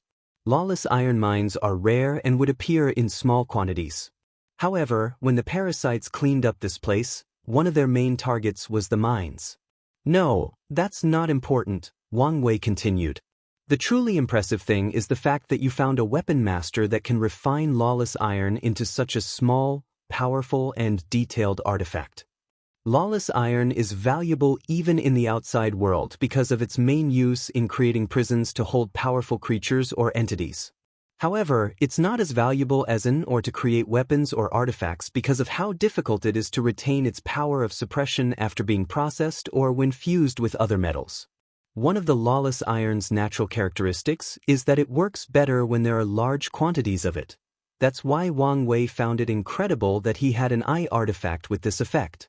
"You're very knowledgeable and astute, but you talk too much for a prisoner," the Sky Pavilion Master stated as he once again encased his arms into a rock armor before going on the offense. "I had no choice but to," Wang Wei replied with a smirk. Then, to the Rockman's horror, they clashed with both of them intact, meaning their strength was on par. "How is that possible?" Wang Wei smirked. He was not conversing mid-fight with an opponent for no reason. In this short time, he got a basic enough understanding of the composition and effect of Lawless iron to use his Freedom Dao to become free of its effect. He did not return to his peak, but he regained his Empyrean level strength and his limit indestructibility, which was enough for him to deal with the situation. "Damn you!" The battle waged for a while, but ultimately, Wang Wei was the winner. In the same cultivation realm/strength, it's a sure thing to bet on Wang Wei. As the Sky Pavilion lay on the ground, he held the Lawless iron eye in his palm. "Truly masterful work," he praised. "I have plenty of resources but not enough professional talent to put them to use. Now, it seems I'm about to recruit a master weapon refiner. If you find any errors, ads pop up, ads redirect, broken links, non-standard content, etc. Please let us know reports so we can fix it as soon as possible. Chapter 12:38 A talented ally Wang Wei followed the Sky Pavilion Master to a sun in a cosmic star area of the Lawless Zone. At the center of the sun was what Wang Wei would describe as a smithing house that used the sun to create samadhi flames for weapon refining. Wang Wei walked into a room with a muscular elderly man in a simple black robe, a long white beard twisted in a braid, and using a hammer on the mold of a sword. The sight was odd because the elderly man had the aura of an everlasting Empyrean, but his way of refining weapons resembled a blacksmith instead of a cultivator. The blacksmith did not pay attention to their presence and continued hammering. Once he finished, he used his fingers to draw a simple rune on the air that fused with the sword, releasing a golden light indicating its complexion. The blacksmith looked at the sword briefly and shook his head in disappointment. He threw it to the small weapon pile next to him before finally focusing on the people present. Pavilion Master? Are you here for another unreasonable request? I told you there is a limit to even my skills. No, that's not why I'm here, the Sky Pavilion Master swiftly said. This is Empyrean Wang and he is, well, the new leader of the pavilion. I brought him to make your acquaintance. The blacksmith was not stupid and understood the situation, so he gazed at Wang Wei. His eyes were weird. It was as if he was appraising a weapon. Wang Wei was slightly surprised by this man's detection technique, so he did not resist much. With such a unique soul and subdao of refining, it's a shame you're a combatant, the blacksmith uttered. Thank you for the compliment, Wang Wei replied. But how do I address you? You can call me the Flame Blacksmith, and as long as you accept the same terms I had with the Pavilion Master, I don't care who the new leader is. Wang Wei already learned the relationship between those two was not of servitude but more of an equal partnership. I have no problem with keeping the previous agreement, but my goal is not to be caged in this small place. I have goals and ambitions I must accomplish in the outside world. So, can you leave this place and be more active? The Flame Blacksmith looked at him briefly. Then, his eyes suddenly turned fiery red. So, that's how it is, that time has already arrived. He looked at the Pavilion Master. Give us a moment to talk.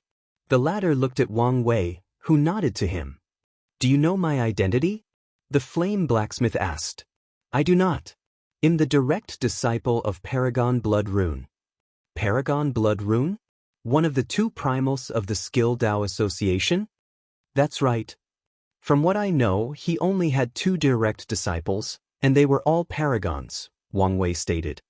My master left his inheritance scattered all over the world to find disciples, and I only passed the test after he died, Black Flame explained. He's met his teacher a handful of times from Limbo, but despite such an odd situation, he was acknowledged as the 3rd direct disciple and received Paragon Blood Rune's teaching.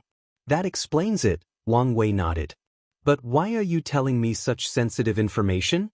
For many reasons, but primarily, I want us to be straightforward with our identities or backgrounds to ensure a better alliance or cooperation. Background?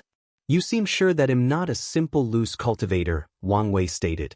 These people have erased, twisted, or hidden history, so only a few top lineages still have perfectly intact records. The fact that you recognized my master's name and knew how many disciples he had proved you're not from an ordinary background. Fair point, Wang Wei nodded. My name is Wang Wei, from the Dao Opening Sect. Them? My master did say the chances of the Destined One having a deep connection with them were very high, the Flame Blacksmith uttered. Oh, what else did he say? He said that if I have a chance to participate in the closure of this era, I should take it. The blessings from my achievements will help me tremendously in the next era, an era which will be even more brilliant than the Golden Era. Your master is wise, Wang Wei said, but his mind was thinking of something else. Based on the information the sect gave me, the Blood Rune Paragon's goal was always to get his hands on the refiner Dao position. However, he also accepted his limitations, thus focusing on cultivating an apprentice to accomplish his dreams. His other 2 apprentices have great achievements, but they did not meet his expectations. Could he be trying again with this flame blacksmith? Does he have this much potential? If his deduction is true, then an alliance with the flame blacksmith will not only help him in his fight against the parasites but also be a perfect opportunity to expand the Dao opening sects alliances. With this mindset, Wang Wei had a deep conversation with the blacksmith, laying out the groundwork for their alliance/cooperation. Finally, he left with the Sky Pavilion master. By the way, what was the unreasonable request you asked of him? Wang Wei casually asked after returning to the Azure Sky Pavilion. I wanted him to refine an artifact with lawless iron that was as small as sand, maybe even smaller. That is unreasonable, Wang Wei agreed. But why would you want something like that?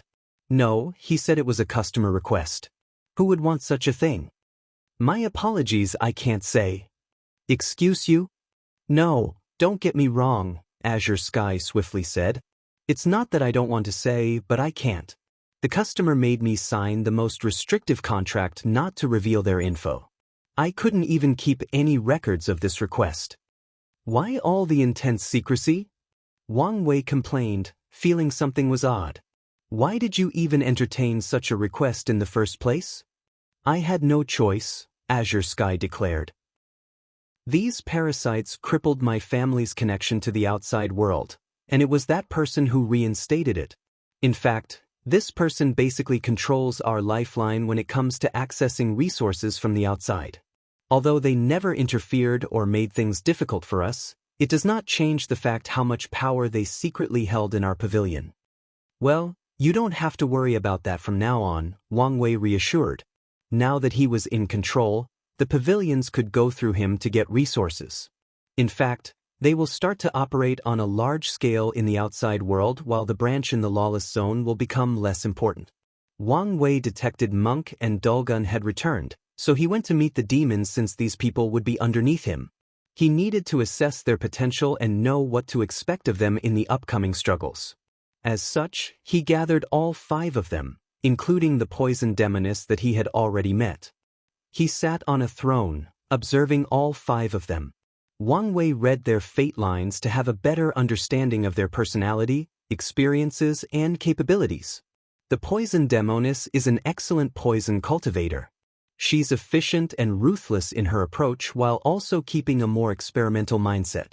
However, she becomes useless once her poison does not work. Maybe she should add Gu Dao to expand her repertoire. His gaze turned to the puppet demon. Another ruthless bastard. I guess all of them are ruthless, hence the demon in their name. However, this one even abandoned his flesh and turned himself into a puppet. However, he's too confident in his work as he made such a stupid mistake of leaving his puppet core where his heart was. Once he fixes that and I help him condense the other runes for his myriad Dao core, he will be a force to reckon with. Plus, I can take all his knowledge and experience as a gift for Kai Song. Wang Wei frowned as he looked at the flesh demon. This grafting technique is quite unique, but this bastard went the wrong way. He acquired the body of an indestructible Empyrean but not the strength of one. He used his grafting method to avoid the tedious and painful process of body refining, but that only made his flesh full of flaws and his willpower extremely weak. Despite his potent flesh, this demon did not even achieve willpower manifestation. He even avoided the true power Dao realm tribulations by taking body parts from people who succeeded.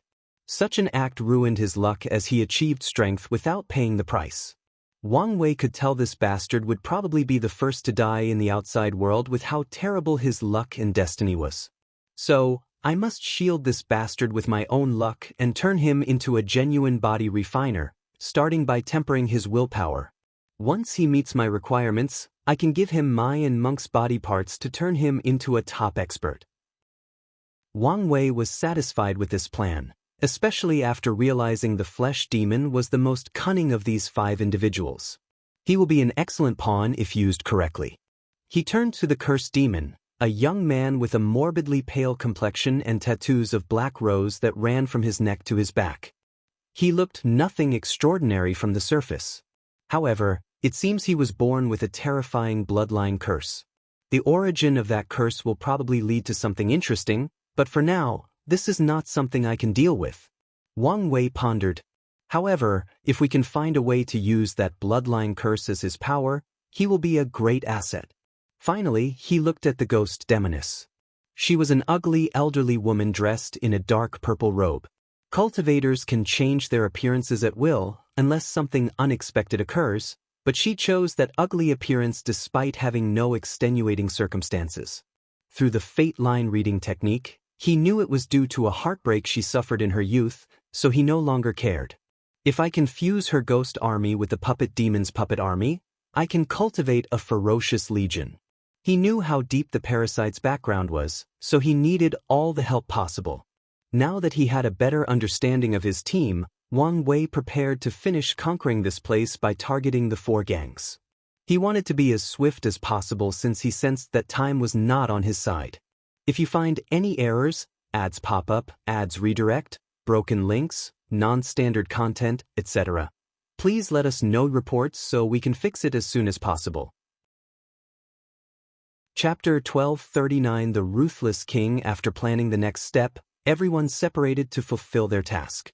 Wang Wei chose the Bloodline Gang as his target, and he dealt with them relatively quickly. He lured their leader, a somewhat rare Snow Thunder Leopard, who was a second-tier Earth Primarch, meaning he was on par with an Empyrean but did not have a Heaven Will. Wang Wei created a secret realm and left his bloodline inside before luring one of the Bloodline Gang members to find it. The poor lad hurried to notify the upper echelon of the gang, and this secret news soon reached the Snow Thunder Leopard, who quickly rushed over. Once that happened, defeating him and taking control of his gang was relatively easy. Wang Wei returned to their base, where 2 of the other groups were already waiting. "So, he's the leader of the Grand Mist Gang," Wang Wei commented as he looked at this man that could be described as beautiful due to his many feminine features.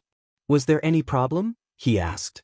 He sent MÖngke to deal with this person as the Grand Mist Gang Lord because the latter hated Empyreans, Dao rulers, or any cultivators capable of creating lives. "He granted me an audience, but after knowing why I came, he immediately turned hostile," MÖngke replied. Wang Wei nodded as such a response was expected. "What's your name?" Wang Wei asked. However, the Grand Mist Gang Lord just stared at him. "Zobo? A good name," Wang Wei nodded.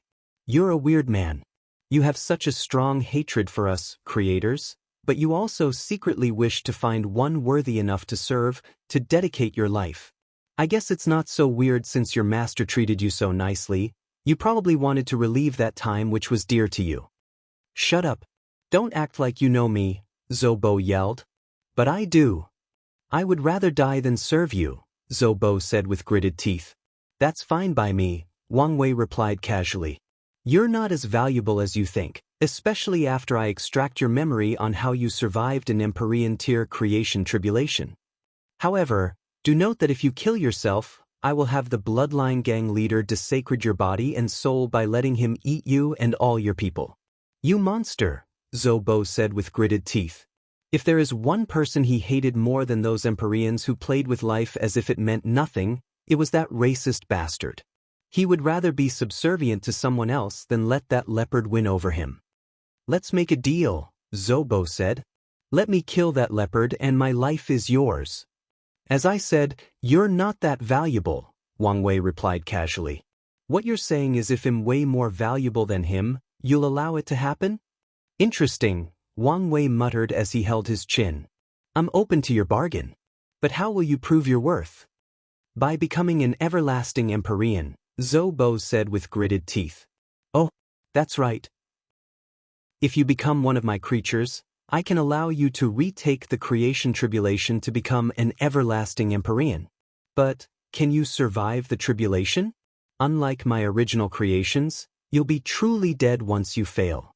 "I'll survive," Zobo declared with gritted teeth. He knew such tribulation would be, at minimum, 10 times harder than a creation tribulation for a regular Grand Mist life trying to become an everlasting, but he did not care. He would put his life on the line to kill that leopard. "Well, I look forward to the result," Wang Wei commented. "Did you see how he used this man's desire to control him? It seems I have much to learn in the ways of the human heart," MÖngke said to his wife. "Yes, you can learn much from observing him. Once this era ends, it might be difficult for the barbarian race to maintain their neutrality, given their participation in ending the parasites. By then, MÖngke will have to deal with many of these elders who are set in their ways, so having leadership and diplomatic skills like Wang Wei will be crucial for him to navigate the situation, especially before he becomes a primal paragon and has absolute power in the clan. Wang Wei turned his focus on the two people from the crazy thief gang that Dulgun, Ghost, and Puppet Demon brought. Who is their leader? These are the vice gang leaders, Dulgun explained. As for their leader, well, he disappeared. He ran away from you? No, she responded. He appeared a while ago to announce to the gang that he was entering a deep state of retreat.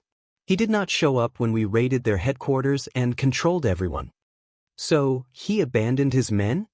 The gang leader did not abandon us, said Thinfinger, one of the two vice leaders. Wait until his cultivation is successful. He'll come to kill all of you and return our gang to normal. What a strong faith you have in your leader, Wang Wei commented. Do you think this is the first time this has happened? Thinfinger sneered. Shut up, yelled Blacktooth, the other vice gang lord. Do you want to give the enemy all our information? Thinfinger immediately quieted down but still stared ferociously at Wang Wei. Indeed, a reliable leader, Wang Wei commented as he observed their past. However, he could not see their leader clearly as he was enveloped in a black fog. This place is full of unique characters, he thought to himself with a smile. Where is the last? Wang Wei suddenly stopped to look in the distance. Did something happen? MÖngke asked. The last group was captured. Really? Their task was to observe and wait for us, so how could they be captured? Did they disobey their orders? The martial outlaw gang already knew they were coming. It seems that our movement was leaked, or the Ruthless king detected some kind of danger and preemptively attacked, MÖngke summarized. It seems we must do this more directly, Wang Wei said with squinted eyes. He did not waste time and teleported everybody outside the martial outlaw gang's headquarters, a colossal continent. These people were already awaiting their arrival, all dressed in armor and perfectly lined up. These men are not gangsters. They are a well-trained army that has experienced countless battles, Wang Wei thought. I did not expect you would be the one behind this, Barbarian king, said a handsome middle-aged man with a few strings of white hair in his tightly bun hair, black clothes with dragon's designs, and a regal aura. I thought this was an attack from the 5 demons, continued the Ruthless king. But now, no, this may not even be your doing.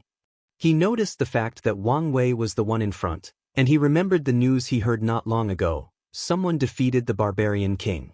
And who might you be? Wang Wei did not immediately answer him as someone else caught his attention. 2 people stood behind the Ruthless king, and he knew they were his sons, given how much they resembled him. They were both only eternal emperors, which should not have garnered his attention. However, the one on the left was odd. Firstly, Wang Wei could not tell this young man's exact cultivation realm. At first, he appeared to be only 54% Grandao source, while his brother was 67%, but Wang Wei knew he was hiding his real level, and whatever means he used, it was something even he could not see through. The second thing that drew his attention was this young man's eyes. He was born with the 17th heavenly physique, the double pupil. Lastly, the young man's reaction to their presence was strange.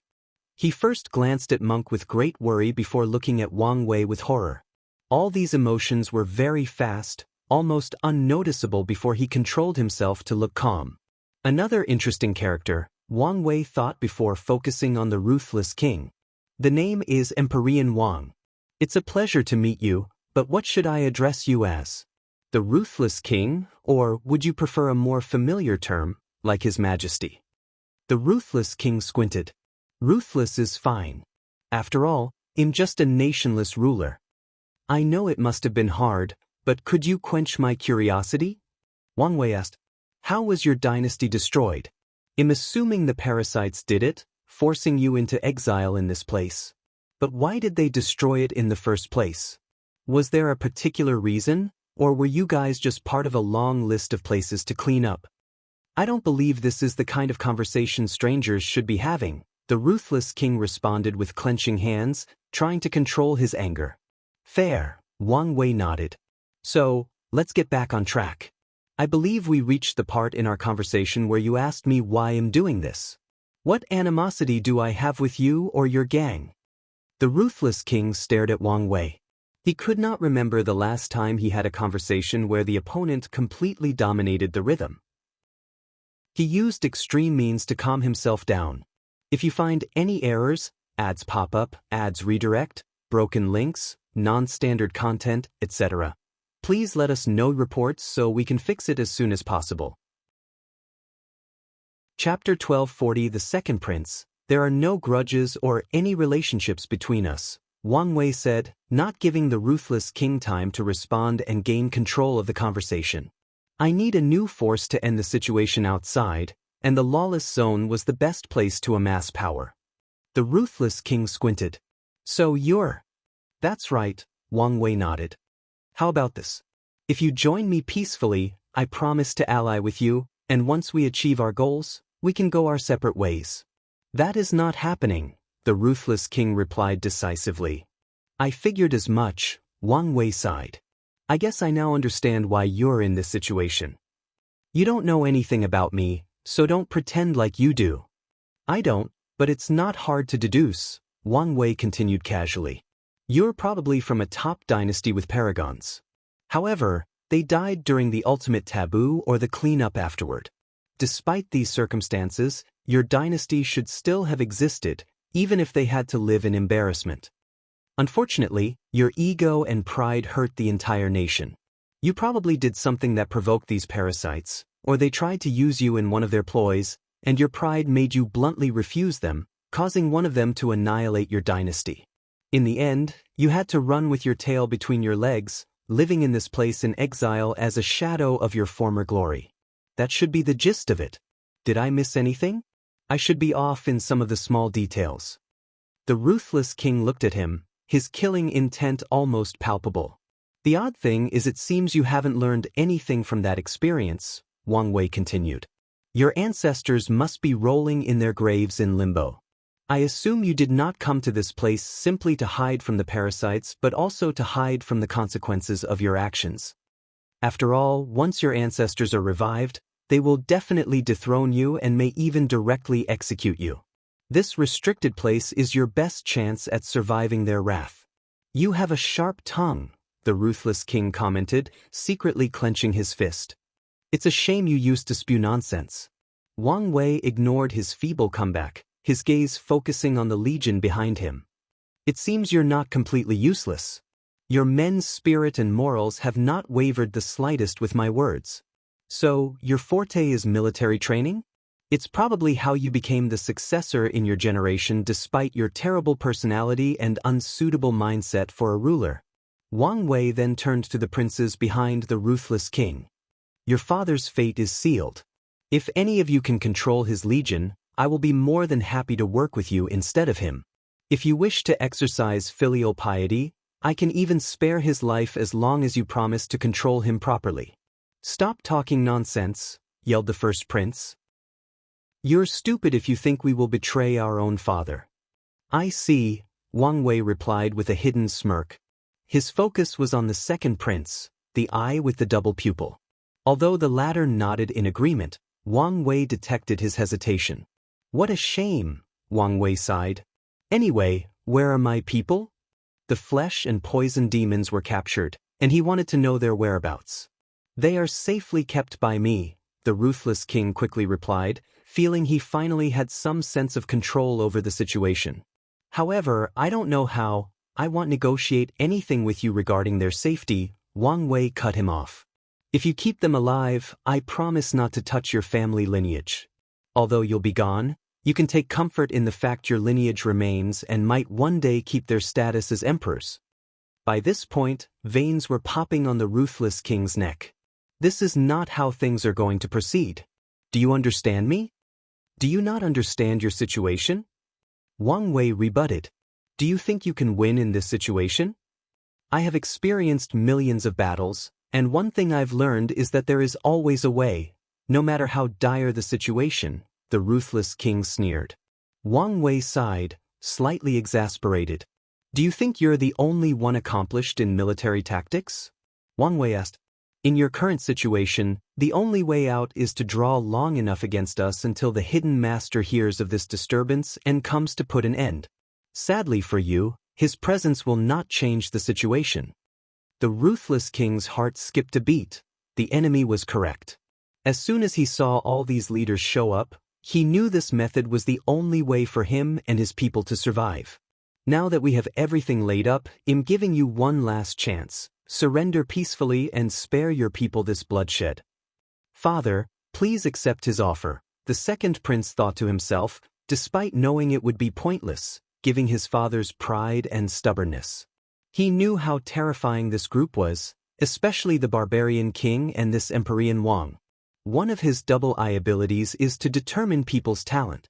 Over the years, he developed his own system to classify an individual's talent: worthless, genius, heaven chosen, which is further divided into low, middle, and top, and monstrous. Monster-level talent is the highest tier that someone can be born with, but not the highest level he's created. Above that are once-in-a-generation talent, once-in-an-era talent, and anomalies. However, to achieve these levels, innate talent is no longer applicable.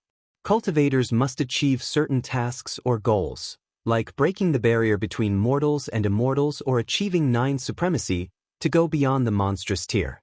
Then, there is the level at the top of this list, the anomalies. The second prince did not even know such a level existed until he one day accidentally saw Empress Wu from afar, and his eyes detected a level of talent that had never seen in someone else. The prince thought his eyes may have made a mistake for many years until he met the Barbarian King. The latter was the only person close to the anomalous level, seemingly very closed but missing some other factor. So, he classified the Barbarian King as pseudo-anomaly. Today, the second prince met the second true anomalous talent in his life, Emperor Wang. The second prince did not know why these anomalies were so scary, but they have displayed extraordinary powers and accomplishments so far. He knew his father did not stand a chance, even if he convinced himself that talent was not always equal to strength. The answer is still the same, the Ruthless King said calmly, already regaining his composure. A man should die standing up, never on his knees. Father, your stubbornness has doomed us again, the second prince sighed. I must do something. I can respect your choice and mindset as a cultivator. Of course, you're very unfit as a ruler and leader, Wang Wei said.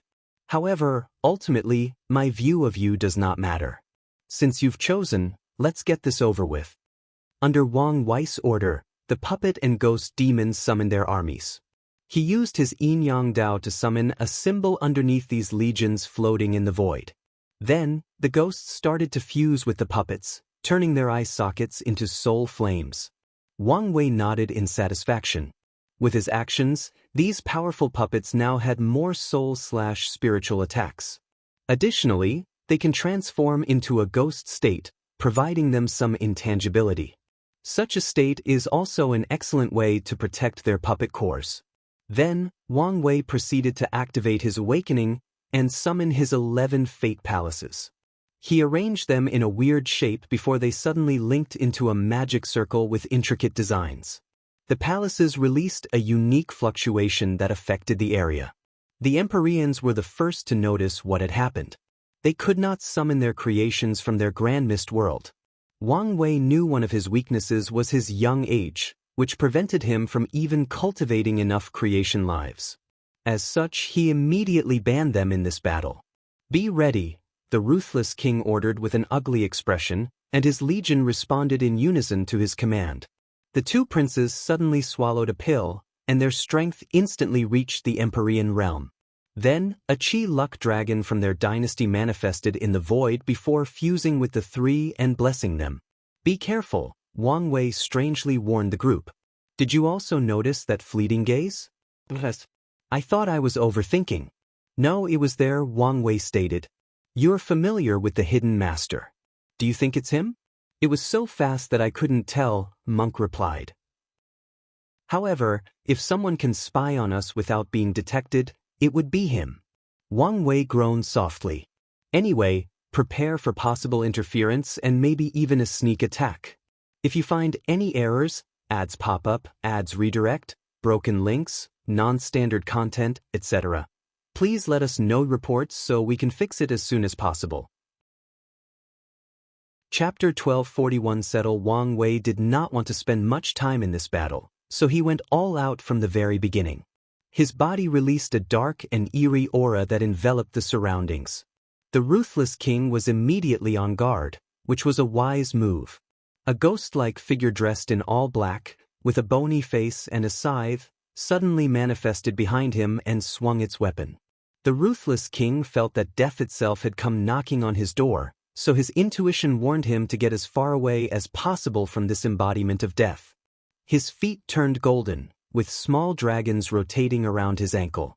With one step, the Ruthless King was a few hundred light-years away from the creature. However, Wang Wei had predicted his movement as he moved exactly next to a colossal black door that became visible due to his presence. The door opened, releasing a suction force, trying to capture him. The Ruthless King heard the cries of millions of souls, many of which he felt were people he had once killed. He resisted the suction, trying to move away from this terrifying thing. However, Wang Wei suddenly appeared before him and punched him into the door. The Ruthless King's dragon protection technique manifested the head of a dragon in the exact spot where Wang Wei's fist landed, protecting him from a direct attack from the fist. However, the force behind the punch still sent him flying into that terrifying door that resembled a ferocious beast's maw. As the Ruthless King approached the death door, he finally used his Tao. "I reject death," he screamed in his mind, and that's exactly what happened. His rejection Tao allowed him to reject the very concept of death itself. The door dissipated, but the Ruthless King's suffering had only begun. What about the death of the mind? Wang Wei's voice echoed. The Ruthless King found himself in his sea of consciousness, but with each passing moment, everything around him turned slightly darker. He knew once everything turned black, this would mean the death of his mind, his memories, the death of his soul. He tried to reject death a second time, but this attempt was futile. The Ruthless King reacted swiftly and changed tactics. He rejected all negative status affecting his mind, soul, and spirit. His swift reaction allowed him to block the enemy's technique, but his soul was slightly injured in the process. Boom! A powerful force hit the Ruthless King on his chest, sending him flying away. His dragon protection cracked under the sheer power of that fist and the additional boost from the enemy's true will. Luckily for him, his Tao will was decent, and he protected himself. The Ruthless King rejected all force and momentum around him, allowing him to regain control of his body. However, he saw a pair of terrifying eyes coldly glancing at him. A terrifying pain rushed to his body. The pain was so intense that his soul, no, his very existence, could feel it. As he was about to reject pain from his body, Wang Wei's fist exploded his head and annihilated his soul with one punch. Such a swift and decisive move should have ended this battle. However, this was far from the truth. The Ruthless King's headless body suddenly exploded, forcing Wang Wei to take 5 steps back into the void. A longevity resource? He muttered. Wang Wei could tell his opponent was not dead, however, with his background it makes sense. He looked in the distance, and as expected, the Ruthless King revived with a grim expression. The situation was less than ideal, and when it came to someone of this caliber, he could not even use his longevity technique to fake his death. What is taking him so long? The Ruthless King was still hoping for the hidden master to come to rescue him. "Father, please surrender," the second prince suddenly transmitted through divine sense. "Shut up, you unfilial son," the Ruthless King rebutted. "Look around. We have no chance." The Ruthless King saw the situation. His legions first had the advantage, but with time, these mindless puppets that have no fear and are boosted by countless ghosts started to wear them out and slowly regain the lead. The Barbarian King instantly captured his first son, while the second barely held on with the help of the martial gang lord, who was once his greatest general. "You should have noticed the difference between our power," Wang Wei said. "Now, why don't you do the smart thing and surrender?" It's fine if you don't want to serve under anyone else. You can retire and choose one of your sons to become my subordinate. Save your breath, the Ruthless king replied without hesitation, making Wang Wei exhale deeply. I truly hate people like you, Wang Wei stated. His offers have been more than generous, considering he was trying to conquer this place and not play around. However, this man refused any and all concessions. His stubbornness reminded him of that guy from the martial hegemony world. Fine. Have it your way, Wang Wei sneered. I'll ensure you stay dead this time. As Wang Wei went on the offensive, the Ruthless king responded in kind. His body released a strange yellow mist-like energy, which was, in fact, final grand mist. The Ruthless king used one of Empyrean's desperate measures. He sacrificed his grand mist world, destroying it and killing all the lives inside to revert them into Cosmos Grand Mist Chi. He then sacrificed his Grand Mist wheel to reverse Yang into Yin, turning the Cosmos Grand Mist into Final Grand Mist. The Ruthless king transformed the intense yellow energy in his palms into dragons to magnify their effects as he rushed toward Wang Wei with a brutal attack. No matter how good his defense or his control of true will, the potent effect of the final Grand Mist should be enough to severely injure him. Once that happens, it will be easier for me to prolong this battle, the Ruthless king thought, his actions decisive and ruthless. Sadly, the Ruthless king made two mistakes. Firstly, he severely underestimated the effect of limit indestructibility, especially in the Empyrean realm. As such, even if he were facing MÖngke, this attack would only lightly injure him. The second mistake was he did not know his opponent well enough. Grand Mist is considered the first chi/force/power of the Chaos universe, but that's not entirely true. Nothingness was the first. Although it only existed briefly before becoming Grand Mist, it is still the predecessor. As such, Wang Wei, whose body was nourished by nothingness, had an extremely high immunity to final Grand Mist. However, he did not use this immunity for this clash. Instead, he used an absorbing spell to swallow all of the Ruthless king's Grand Mist Chi and convert it into the power of nothingness. As such, the final result of this clash was Wang Wei holding a shocked Ruthless king by his neck as he looked at him calmly. You're lucky. You did not annoy me enough or be such a threat that I need to go the extra length to grant you true death, Wang Wei calmly stated. And by the time you revive yourself, it should be time for your dynasty to judge your incompetence. The Ruthless king's body dissipated. His eyes showed calmness, even a sense of relief. The battle over there is finished? Monk thought. I guess I should put an end to this. Giant pressure. He summoned the weight of all the giants fused in his body and converted them into a gravitational pressure that he released on this entire battlefield. Everyone who was not his ally was forced to kneel, unable to move a muscle. Wang Wei returned to the group, secretly nodding in satisfaction. He glanced at the second prince. I will not provide true death to your father. So, you should understand what I want. Don't worry, sir, we will surrender and serve you loyally, the second prince immediately replied. Bastard, who gave you the right to speak for me? For us? Yelled the first prince. This idiot, the second prince thought. He did not hesitate to use a soul attack to instantly annihilate his brother's soul. I apologize about my brother. He won't be an eyesore anymore. Decisive, I like that, Wang Wei praised. But can you control your people? Half of the legion are my people, the second prince calmly announced this shocking truth. As long as I convince General Long, the other half will follow me. Good. I'll give you half an hour. The prince immediately started to converse with the martial gang lord, or as most people knew him, General Long. A little over 10 minutes later, the general boldly declared, We will serve the second prince. Excellent, Wang Wei smiled. Let's return to the Azure Sky Pavilion. I'm interested in your story. Dulgun waved her staff to open a large portal for large-scale use. One by one, everyone left the battlefield until only Wang Wei remained. He looked in the distance, lost in thought. Was it someone else's sight I detected? Or was it the hidden master, but he's planning something else? Wang Wei grunted softly. He did not like the uncertainty of it all. If you find any errors, ads pop up, ads redirect, broken links, non-standard content, etc. Please let us know reports so we can fix it as soon as possible. Chapter 1242 The Double Pupils. After settling the martial outlaw gang, Wang Wei summoned all his new subordinates. He sat on a throne in the middle of a room, with MÖngke and his wife on his right and the flame blacksmith on his left. He looked at everyone else, but his gaze did not immediately focus on the second prince but on the poison and flesh demon, who were fine after being rescued. You should understand that it's not a good look for you two to be captured on the first task I assigned you, right? We understand, the flesh demon bowed, accepting this reprimand.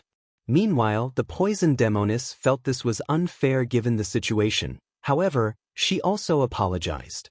This is your first failure, and there were extenuating circumstances, so I'll let you off with a verbal warning, Wang Wei continued. However, all of you must understand what is at stake. We are about to fight a war to end an era, so I don't need to remind you what failures will mean for us or anyone we care about. Wang Wei let his words simmer for a few seconds before addressing the second prince. What's your name? I am Jia Ping, the second prince of the Great Tan Divine Court. Great Tan? I remember you guys were top members of the Dynasty Assembly, Wang Wei stated. This assembly was not among the 13 overlords since Great Qin was the only dynasty form faction in the 13. However, the Great Qin Saint Court was too ambitious, forcing countless dynasties to fuse or bow to them. So, the other 13 supported the establishment of the Dynasty Assemble to quell their ambitions and balance them out. That was in the past, Jia Ping replied. Our dynasty was destroyed and looted by these parasites. Now, we are a shell of our former past. What exactly happened? The Five-Feather Phoenix wished to use us as pawns against the Earth Emperor, who started acting like the human emperor and the Great Qin Saint Court. The official warned my father to use diplomatic means to remain neutral and isolated, but he wouldn't listen, Jia Ping explained, sighing deeply. He was first rude to the envoy, and afterward, he tried to contact the undead Phoenix to join him in eliminating Five-Feather. He probably thought he could take her out and replace her amongst the seven. As you can guess, his actions backfired, and the others used this opportunity to eliminate us and plunder our territory and resources. It appeared as if your father was not the best ruler, so how did he get the throne? Dulgun asked. He was indeed subpar regarding governance compared to his siblings, Jia Ping admitted. However, he was the best military commander. From what I pieced together, the elders and ancestors chose him as the successor because they believed they could make up for his lack of governing ability with their presence. Unfortunately, they died, and without their presence to restrain my father, he did whatever he pleased. A terrible twist of fate, Wang Wei commented. What about your situation? It's now apparent that you were already in the Empyrean realm, but you hid your cultivation. Then, there is the fact you've secretly controlled your father's army. I had no choice, Jia Ping said, smiling wryly. Since I was young, it was apparent I was more competent than my elder brother, meaning the throne should have been mine. However, my father secretly despised me for some reason and treated my brother better, even though we had the same mother. He probably saw his past situation with his siblings in our competition and projected his insecurities on me. When my mother was still alive, he at least pretended to treat us equally. But after she reincarnated after failing her Paragon tribulation, he no longer had to pretend. I suspect that's why he also never searched for her reincarnation. Jia Ping had a sneer on his face. Mother suspected this may be the case, so she warned me to look out for myself. Your mother tried to become a paragon in this political climate? She's a bold woman, Wang Wei praised. That she was. One of the main reasons the elders allowed my father to ascend to the throne was his marriage to Jia Ping's mother. She was to be his anchor, reigning in his arrogance and pride. So, what method do you use to hide your cultivation? Wang Wei wanted to know what method could hide from him. It's nothing impressive, a tier 12 talisman, Jia Ping replied, showing the jade talisman to everyone. My mother gave it to me before entering the source chi space for her tribulation. It's one of the few things I have left of her. Jia Ping looked at the talisman with love and care. However, you can have it if the Lord wishes. Although it can only be used to hide cultivation, It's an excellent resource for the correct opportunity. I won't take such a precious thing from you for no reason, Wang Wei declined. However, if the situation arises, I may need to borrow it. He knew he needed all the resources for this upcoming fight, but he did not need to take it from his subordinate. Such an act is detrimental to the team's cohesion. No problem, Jia Ping nodded. I have 2 more questions, Wang Wei stated. Firstly, it's about your reaction when we first appeared on the battlefield. Your eyes saw something. What was it? Jia Ping hesitated briefly after hearing this question before explaining his talent classification to the room. Anomaly, huh? Wang Wei muttered. He was surprised that the second prince had some kind of connection with his future wife. However, as for this talent classification, Wang Wei was only mildly intrigued, and that's because there was too little information to determine what made him and Wu Hong an anomaly. For example, would his ancestor, the Sword Empress, known for her unparalleled talent, be an anomaly or someone close to it like MÖngke? Does it have to do with achieving a perfect 9 supremacy, or do other factions come into play? There were too many questions and no answers. Lord, what do you think I'm missing? He suddenly felt this question was crucial to his future. I can't say for sure since there is too little information, Wang Wei replied. It could be that you need to double cultivate the Dao. But, I'm a body refiner. Could it be that a single focus path cannot become an anomaly? Like I said, there is too little information to tell, Wang Wei reinstated. Another possibility might be you must achieve Taboo Realm. I did it in the Emperor Realm, so maybe that's what you're missing. Wang Wei theorized his future wife might have achieved Battle Realm Taboo Realm in the Empyrean or Paragon Realm. However, these were all speculations. Taboo Realm, huh, MÖngke muttered. You should not focus too much on this now, Dulgun reminded him. This classification is based on the lad's visual prowess and personal interpretation, and as the Lord said, there is too little information to go on. So, don't lose your focus. Dulgun knew how her husband could easily become obsessed with strength or achievements. As such, she warned him not to put all his focus on this classification and lose sight of their current situation. On to my second question, Wang Wei continued, secretly nodding that Dulgun reminded MÖngke of his current priority. Did your eyes awaken? They did, Jia Ping responded proudly. The double pupil was a top physique in itself, but if its own could awaken it, its value would be comparable to the top 5 heavenly physiques due to the ability it will acquire, Copy Dao. As the name implied, this ability allowed the owner of the double pupil to copy someone else's cultivation level and acquire their Dao. In other words, Jia Ping could copy Wang Wei's Fate Dao and instantly achieved the same level of cultivation as Wang Wei now, 77%. Jia Ping could then choose whether this LY acquired Fate Dao is his primary or a sub-Dao. Which level? Wang Wei asked with a smile. The highest. Wang Wei's eyes lit up. Meaning you can copy a Paragon's Dao. Although the limit of the double pupil was 90%, and Jia Ping could only use it after becoming a Paragon himself, it was still a terrifying ability. After all, who wouldn't want a free Dao that reaches the Paragon tier? If Wang Wei had those eyes, he would definitely use them to raise one of his professional Dao to the Paragon realm. You're more talented than I thought, Wang Wei praised. Awaking the double pupil was slow, tedious, and challenging. On top of that, it can only be accomplished before proving the Dao. Wang Wei suddenly sighed. Your father was truly a moron. Jia Ping was a prince, meaning his awakening task would use this identity as the basis. Heaven and earth would slowly cultivate Jia Ping into the perfect emperor/ruler, and his double pupil would evolve accordingly. The fact his eyes developed the ability to detect talent was proof of this. Yet, despite knowing all of this, the Ruthless king still isolated such a talented heir. If you find any errors, ads pop up, ads redirect, broken links, non-standard content, etc., please let us know reports so we can fix it as soon as possible. Chapter 1243 Chat on a floating rock. MÖngke walked out of the planning meeting, his mind already wandering somewhere. When he returned to his quarters, MÖngke summoned a pen and parchment and started writing. Despite how small the brush was, Monk's writing was impeccable due to his ungodly control over his body. He wrote notes or observations about Wang Wei, from the latter's behavior, mindset, tactical abilities, and even subtle micro-expressions. Monk even wrote about Wang Wei's flaws, like his often casual demeanor, which Monk viewed as not appropriate for a leader. If your subordinates are too comfortable for you, it becomes easier for them to walk out of line. Of course, Monk also recognized that Wang Wei can instantly switch from joyous and casual to noble and intimidating. His personality could not walk this fine line, so Monk decided not to learn from this aspect. Another critique he had was that Wang Wei was not ruthless enough.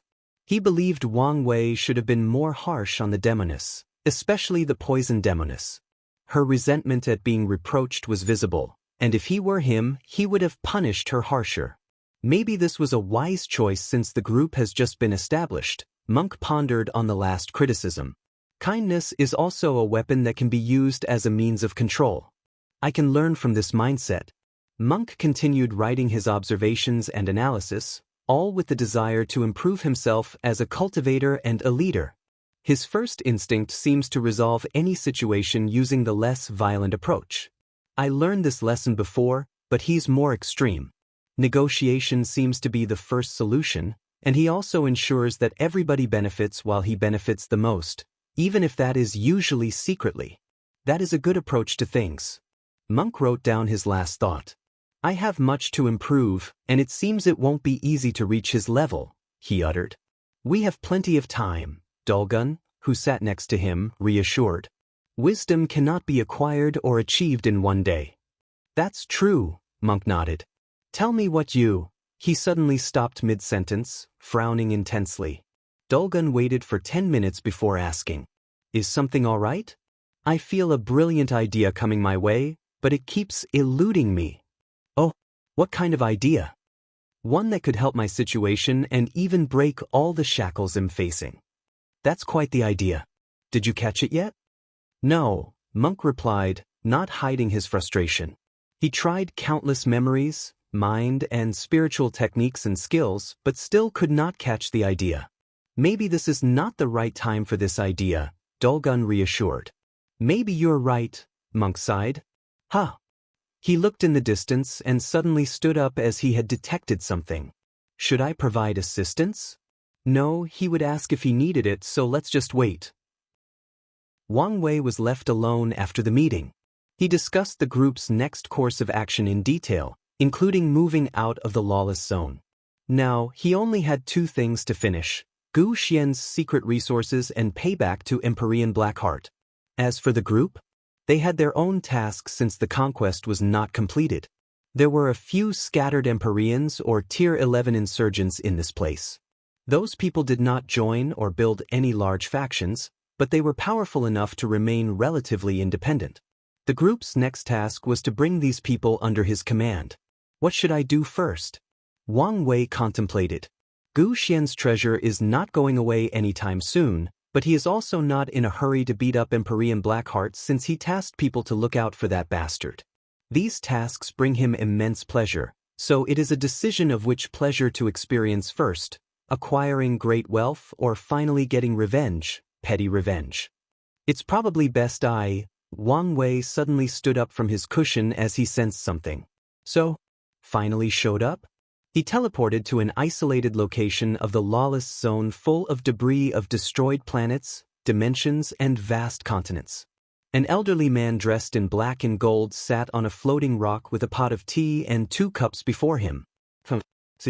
Let's chat, said the old man with a smile, his brown eyes calm but reassuring. Wang Wei looked at this person. He could not detect anything, no matter the mean. It was as if a normal mortal was in front of him, but that analogy made no sense since he could see everything from a mortal. He checked the surroundings before accepting the offer. You can call me Old Man Dai, or, if you want to be more formal, just call me the Hidden Master like the people here do. Wang Wei. I know more than you think, Old Man Dai said, pouring tea for both of them. Wang Wei carefully sipped. The tea was subpar for something served by a Paragon, but it was understandable, given the latter was stuck in this hellhole. I know it's lackluster, but it's the best I can offer. What is this meeting for? Wang Wei asked directly. Are you here to show off and put me in place or something? No. I'm here to talk and clarify things, Old Man Dai reassured. Firstly, we are not enemies. Oh, how so?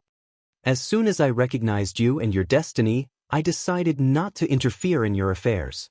In fact, I wished I could help. Wang Wei finally understood the hidden master's mindset and why he let him conquer this place. Of course, that's assuming he's telling the truth and not scheming something. Why can't you help me? I love my life too much, Old Man Dai replied. Leaving this place is guaranteed death. Plus, I'm not young enough, so it's best to leave the fighting to the youngsters. Youthfulness was more of a mindset for cultivators, so Wang Wei would not comment on Old Man Dai's last statement. You do know if the two sons came here to kill you, you have no chance of surviving, right? They are too busy balancing each other to care about little old me, Old Man Dai chuckled. Plus, it's not like I don't have a chance. Those are bold words, Wang Wei said, suddenly intrigued. Have you heard about the two most popular theories on how this place came to be? I have. Well, they are both true, Old Man Dai said. Long time ago, this place was created by a man with an outrageous amount of hatred and obsession. He even sacrificed his life to make this place. However, he did not stop at that.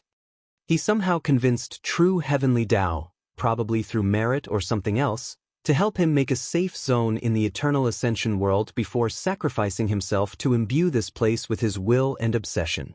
So, even if Supreme Unity took complete control of true heavenly Tao to lift the power it kept in this place, or Mithriya went the extreme route and eradicated true heavenly Tao's power, the obsession should buy me enough time to run and escape through the source chi space.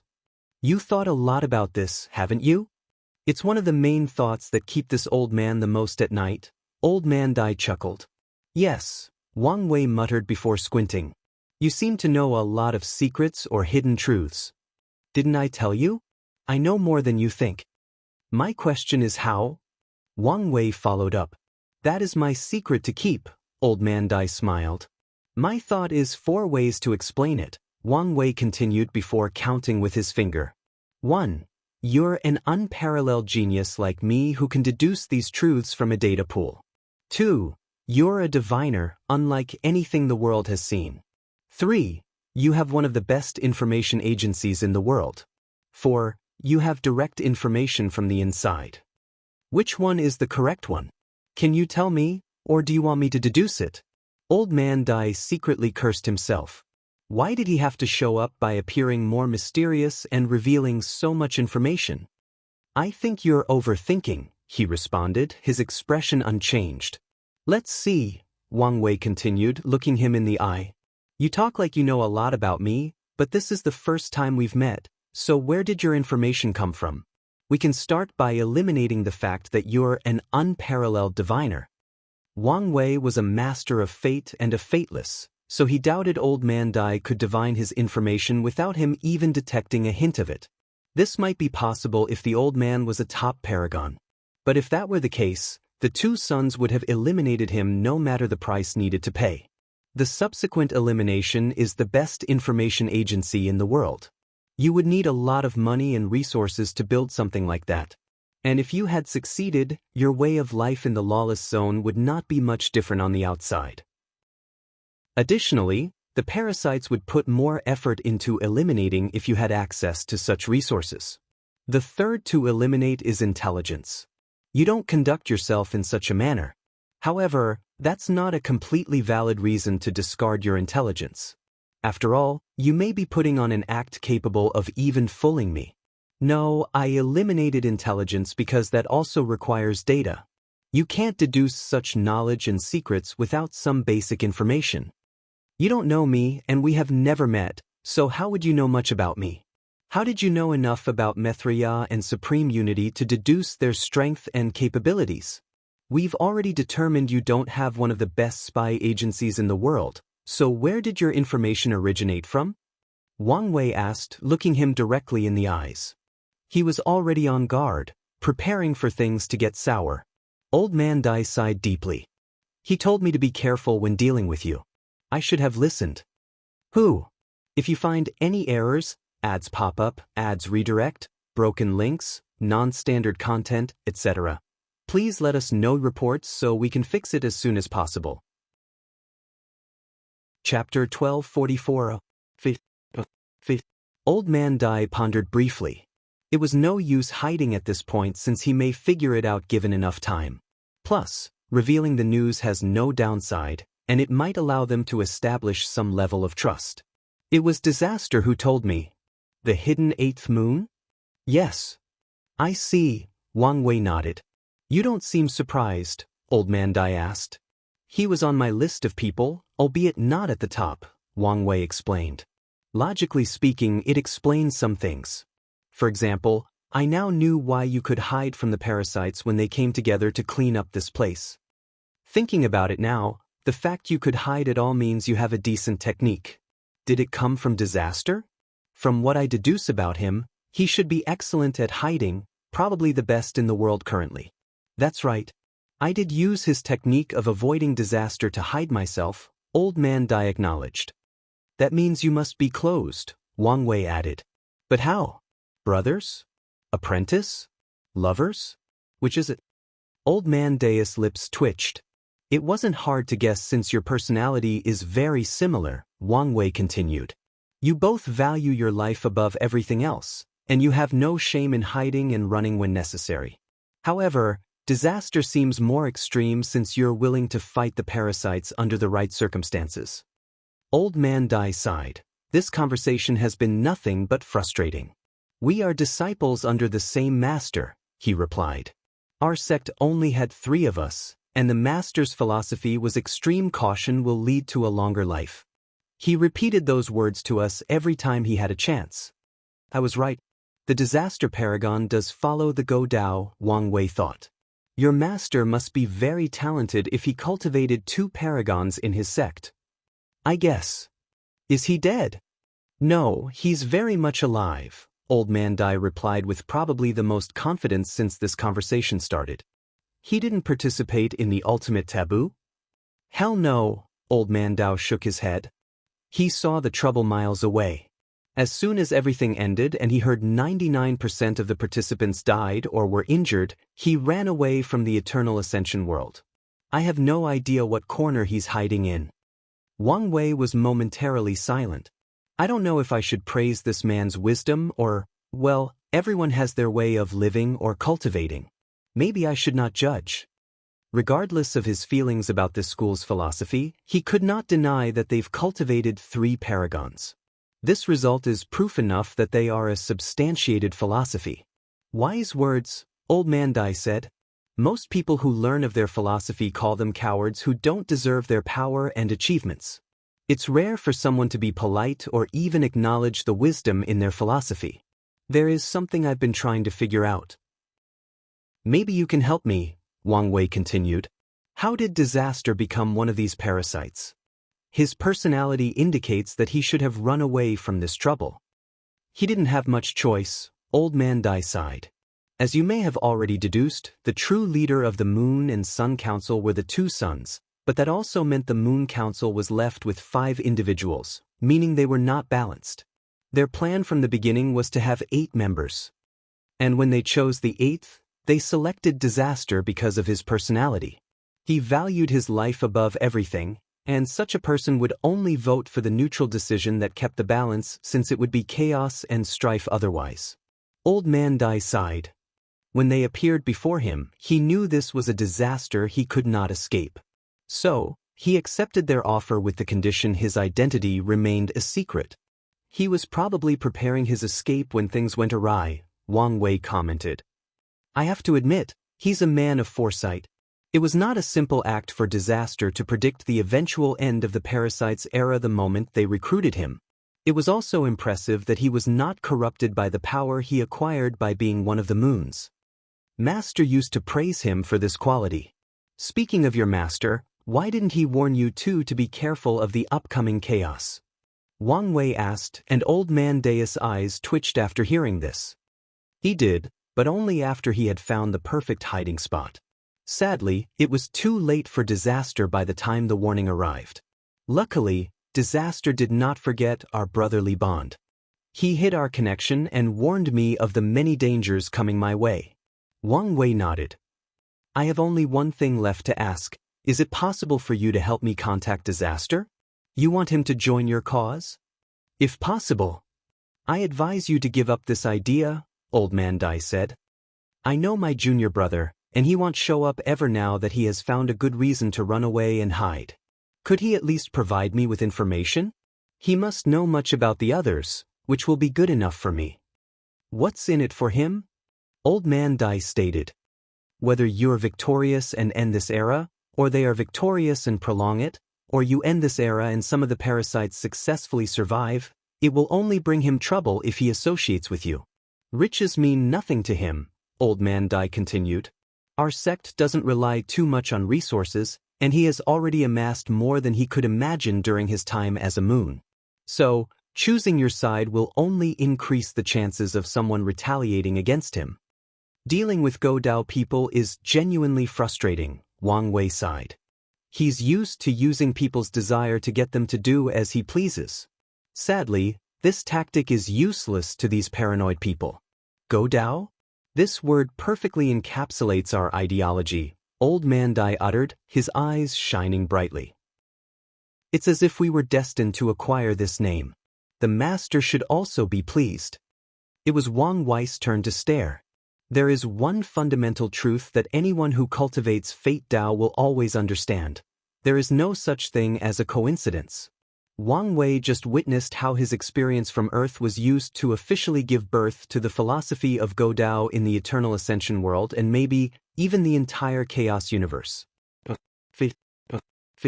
When are you going to stop slapping me in the face? Wang Wei thought to himself, his calm mood instantly ruined. Is something wrong? Old Man Dai asked. Wang Wei has been an enigma to him during most of the conversation. However, he could detect his terrible mood all of a sudden. No, Wang Wei answered. But we need to fight. He stood up from his cushion, showing how serious he was. What do you mean? I thought we had come to an understanding. We have. Then why are we fighting? For 3 reasons, Wang Wei explained. Firstly, fighting you is a great learning opportunity. I don't want to pass on that. Secondly, I believe your true nature will show up while we fight. In my experience, battle is one of the best ways to judge someone's true character. Lastly, I'm in a foul mood and must vent. I understand the first 2 reasons, but what's with the last one? I don't think I did something to offend you. Don't overthink about it, Wang Wei said. I'm sure this conversation was as frustrating to you as it became for me. So, I used this opportunity to vent or teach me a lesson. No need to say another word. Old Man Dai stood up, completely energized. He put away the tea and everything else. Do you think this is a good place for a fight, or should we go elsewhere? This place is fine, Wang Wei replied, and the old man teleported 10 light-years away to signal the beginning of the battle. They stared at each other for a while, clashing their aura to test their opponent. His cultivation should be around 93% Grand Dao source, Wang Wei concluded. His cultivation is lower than the Barbarian King, but he gives me a more potent threat, Old Man Dai analyzed. This battle will not be as easy as I imagined. Regardless of how he felt, he was still confident. Given their philosophy, it appeared as if members of the Godao school did not know how to fight. However, that was far from the truth. One of their core principles is surviving, so being good at fighting is necessary, especially when they find themselves in situations they cannot escape by running away. Their members have low karma and do not rely on luck, meaning there is very little chance of suffering backlash or being tested by heaven and earth. However, they still use the spiritual chi and laws of heaven and earth, meaning they have yet to avoid the system entirely. As such, they must also experience unavoidable catastrophe, just like what happened to Disaster. If you find any errors, ads pop up, ads redirect, broken links, non-standard content, etc., please let us know reports so we can fix it as soon as possible. Chapter 1245 Paragon will reign domain. Old Man Dai's reaction was slightly faster than Wang Wei and took the initiative. The void was suddenly filled with raindrops that Old Man Dai controlled, and he unleashed them on his opponent. Wang Wei squinted his eyes as he realized each of those drops contained enough force/power to do severe damage to any peak indestructible paragon with any immunity to power Dao. However, Wang Wei himself was not safe because he detected a very subtle infusion of Dao will in each of the drops. Wang Wei waved his hand to create a universe that swallowed these raindrops. However, they were so powerful that his universe did not last a second, and that's despite the fact he boosted their defense with his true will. Wang Wei reacted by replicating his opponent's technique. However, the rain he condensed was from his death Dao, meaning they were death drops. His plan was simple: use numbers to combat numbers. Unfortunately, although he had the right mindset, he underestimated his opponent's ability. His Dao will application might be even better than mine, Wang Wei theorized. It made sense, given how long Old Man Dai has been living and that he might have received formal training from a master. Wang Wei teleported to avoid the rain, but even that was pointless. The rain contained the ubiquitous characteristic. In other words, this technique functioned under the same principle, just like people could not avoid it unless they built shelter. A few drops of rain touched Wang Wei's body, leaving minor shallow cuts that healed instantly. Wang Wei summoned a time shield around his body, and it could speed up time, forcing the raindrops to age billions of years before reaching him. This move took him some time to breathe, so he went on the offensive. He condensed a thunder spear that he threw with ungodly strength. Old Man Dai was wise, knowing that using water to block this attack was unwise. So, he gathered his rain to make water, which he then changed into ice. With an ice spear in his hand, he casually pushed the thunder spear to the side. Their speed was great, but he also reacted in time, blocking 90% of them. His time shield should have dealt with the remaining 10%, but these raindrops contained the power of time and bypassed his defense. He suddenly remembered that paragons had a much easier time traveling through the river of time. Thus, it was common for their techniques or skills to touch on time Dao. Wang Wei suddenly exchanged position with the spear, placing himself directly next to Old Man Dai. He did not hesitate and went for a punch full of the power of death. The old man exploded, but not into a pool of blood, but into countless raindrops, which rushed toward Wang Wei. Their speed was great, but he also reacted in time, blocking 90% of them.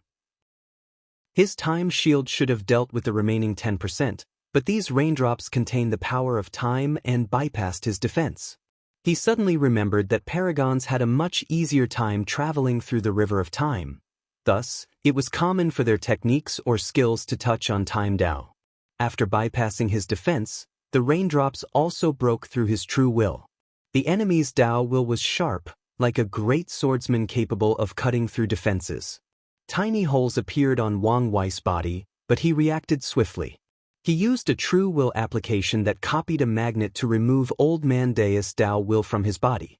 He really is much better than me, Wang Wei thought. Such news was good and bad. The good news is he had someone to learn from.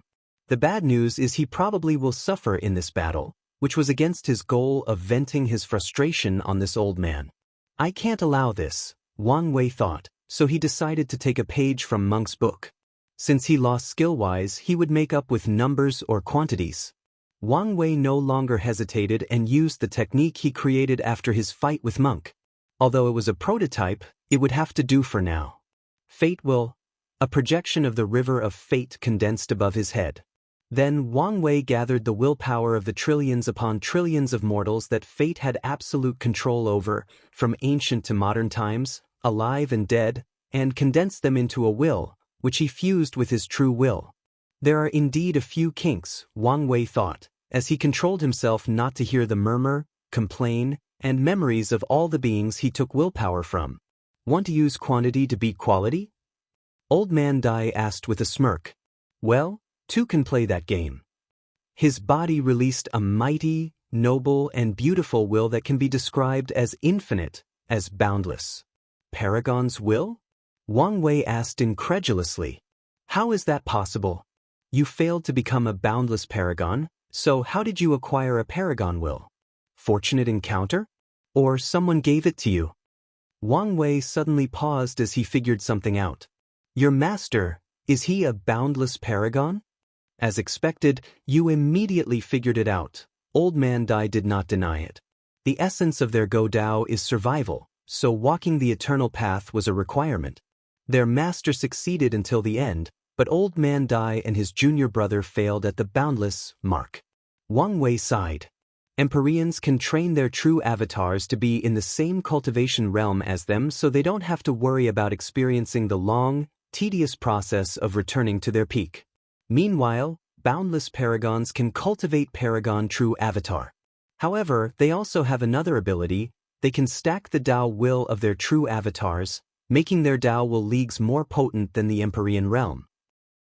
Due to incredible change, the Dao will was called Paragon will. It's another way to distinguish from false boundless like Old Man Dai, who still has a Dao will. So, Old Man Dai asked, not hiding his smirk. Do you still want to continue? He had never used his Paragon will out of fear the parasites would increase his level of threat, would then lead to them putting more emphasis on eliminating him. However, this battle was an excellent opportunity. Wang Wei's lips twitched. As soon as Old Man Dai used a Paragon will, he knew he could not win.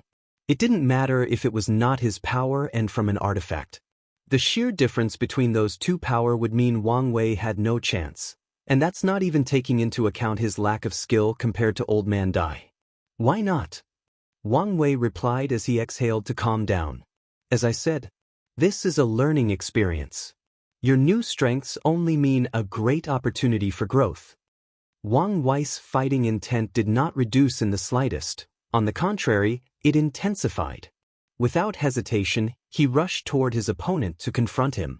A raindrop rushed into his head, and his danger sense went haywire. He dodged, but the drop penetrated his shoulder. Wang Wei was injured, and it was a genuine injury. For the first time since becoming an Empyrean, his defense failed him. Wang Wei reacted decisively by isolating the Paragon will before blowing his shoulder off. However, the thing did not regenerate due to the residual power remaining. Luckily, such a minor injury was not enough to stop Wang Wei. He fought ruthlessly with Old Man Dai for 100 years before stopping. Wang Wei looked terrible. He had a massive hole in his abdomen, showing his ribs, which were missing a few bones. His left arm only had the forearm, while his right hand was missing his skin and muscle. His legs had dozens of holes, and the right side of his face was also gone. Meanwhile, Old Man Dai looked the same, without even a scratch. This did not mean Wang Wei did not hit him even once.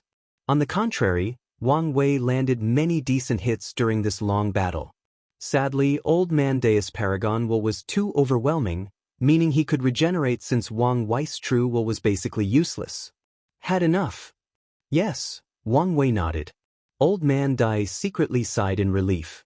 It was terrifying how much this man stole his technique in this short period. He reckoned that if they kept fighting, it would only take him 10,000 years to learn all his Dao will skills he spent billions of yuan epochs honing and mastering. Are you sure? Old Man Dai asked, trying to pretend. It's fine, Wang Wei replied casually. He had analyzed Old Man Dai enough to recreate all his abilities with his dream combat technique. As you wish, Old Man Dai nodded, showing his high demeanor as an old and powerful cultivator. Wang Wei ignored the latter's petty behavior and asked, "Can you remove your Paragon will's influence?" "Oh, no problem."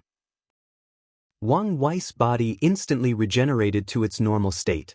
He condensed a brand new white and purple robe, thus returning to his peak handsome state. "I must thank you," Wang Wei said. Although he lost, the battle paved the way for his future while saving him a lot of time. "That's no problem," Old Man Dai said proudly. "Well, I'm leaving," Wang Wei continued. "Even though you junior brother will reject me, I wish you would still tell him of my offer." "No problem. But as I said, don't hold your breath." Wang Wei nodded before teleporting away.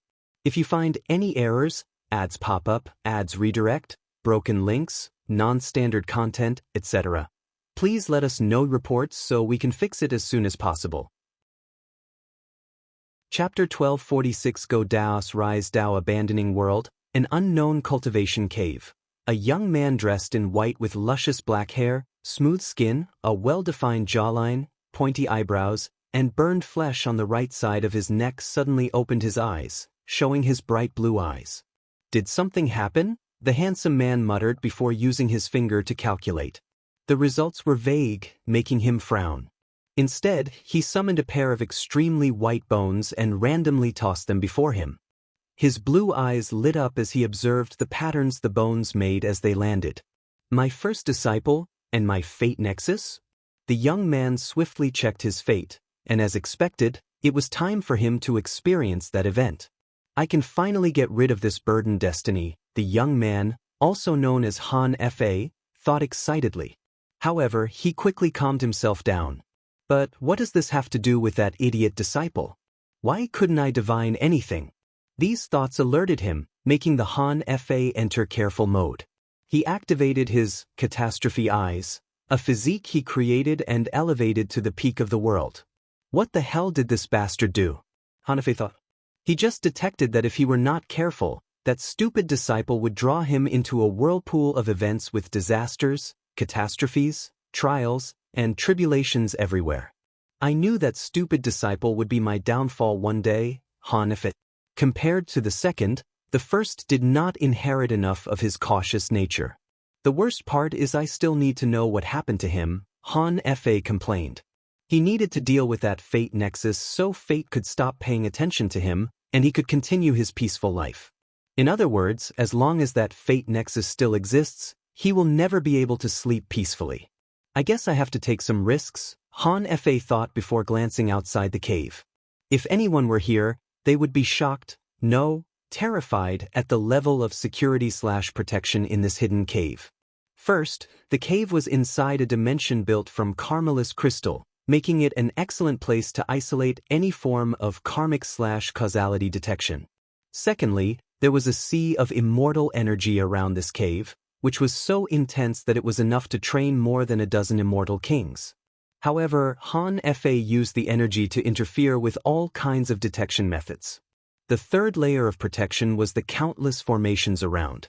There were millions of them, and they involved myriad aspects: anti-divination, anti-calculation, anti-karma detection, anti-time retrograding techniques, information control, and many others. Finally, there is the secret transmission array that will teleport the hidden cave to different locations in case of an emergency, including to other chaos worlds, the River of Time, or the Source Chi space. However, this was not the end. The fourth layer was the chaos world, called the Dao Abandoning World. This place had this name for a reason. Grand Dao abandoned this world, thus limiting the latter's influence/control over it. This world's situation limited the use of many techniques, turning it into a perfect hiding place. This place's fifth and final layer of protection was the fact that Han Fa was a fateless. In his life, he took a few risks, and one of them was to kill a fateless to get the status, just like Wang Wei. Han Fa held a communication talisman in his hand, his face very ugly. He was angry that his stupid disciple was putting him in danger. He trained them because he knew they might be helpful one day. He's alone, and sometimes having a few powerful allies might be beneficial for his survival. Of course, his primary reason for acquiring disciples was because he deduced it was the best way to get rid of his fate nexus. After Han Fa sent that talisman, primordial chaos experienced a small but unnoticeable vibration. It was like someone dropped a stone on a large body of water, but no one detected the fluctuations. The talisman headed to one chaos world before disappearing as if it never existed. However, its message was then redirected to more than 1,000 chaos worlds. It went back and forth another 1,000 times through the Source Chi space and another 1,000 dimensions in primordial chaos before reaching the Eternal Ascension world. While this message traveled to these worlds, countless people of different races, sexes, and cultivation realms were involved. These people never met each other and had no connection whatsoever, except to Han Fa. However, if anyone were to look at them, they would never know this since Han Fa erased the karmic connection he had with these people. They've never met Han Fa, known his name, or seen his face. However, he secretly helped them and left them with a binding contract. When the message arrived, These people followed the proper procedure and sent it to the designated area by the contract. Then, they erased their mind of the fact that they've received any kind of information. Some people had harsher contracts and had no choice but to enter reincarnation to hide the message tracked. Some people were embedded with terrifying curses to kill whoever tried to get the information from them. Han Fa did all this to ensure no one could trace the message to him. He was so careful because the Eternal Ascension world had those monstrosities called half-step transcendent. His train of thought was if one of those two captured his message and tried to trace it back to him, the trouble would deter them, and if not, it should buy him enough time for his catastrophe eye to warn him of danger and he can run away. Han Fa's message did not reach Old Man Deus until after his fight with Wang Wei 100 years later. However, that's only relative to the Eternal Ascension world. This message took different times in different Chaos worlds, making it hard to calculate how long had passed for Han Fa. However, in some places, more than 1 million passed before the message was transmitted to its following location. The message silently reached the Eternal Ascension world. Supreme Unity and Mithriya did not notice for 2 reasons. Firstly, they were locked in battle. Secondly, many top factions communicate with other Chaos worlds. These communications stopped or were reduced to a minimum after the ultimate taboo, but since the parasites left for the frontier to stop the invasions, they became increasingly more frequent. So, Han Fa's message could easily enter undetected underneath the countless other more open modes of communication. Old Man Dai was happy to suddenly receive news from his master. The message was encrypted, so he had to spend time using their sect's unique decoding method before he knew its content. He was then slightly surprised by his master's content and replied accordingly. The return message experienced a similar process before arriving, but this time, it was another group of people unrelated to the first. Dao abandoned world, go Dao. Han Fa muttered. So, my destiny was to build a new philosophy. If it were any other individuals, they would be pretty excited. After all, only a few people had such destiny, the most famous being the creators of Taoism, Buddhism, and the Way of Virtue, also called the Scholarly Way, the Gentleman Way, or the Way of Literature. Now, I finally understand why I felt that unfilial bastard was connected to me, Han Fa muttered. He had a third disciple that he took after leaving the Eternal Ascension world. That disciple was the most talented of the 3. He became a peak Empyrean in rapid record, and Han Fa was confident he would be the second boundless Paragon in their faction. However, the third disciple only absorbed a small part of his philosophy. The third one wished to create a large faction, to gather people who wanted to cultivate peacefully without getting involved in the chaos and strife of the cultivating world. However, Han Fa disagreed with this idea. It was one thing if it was a hidden faction, but his disciple wanted a proper sect.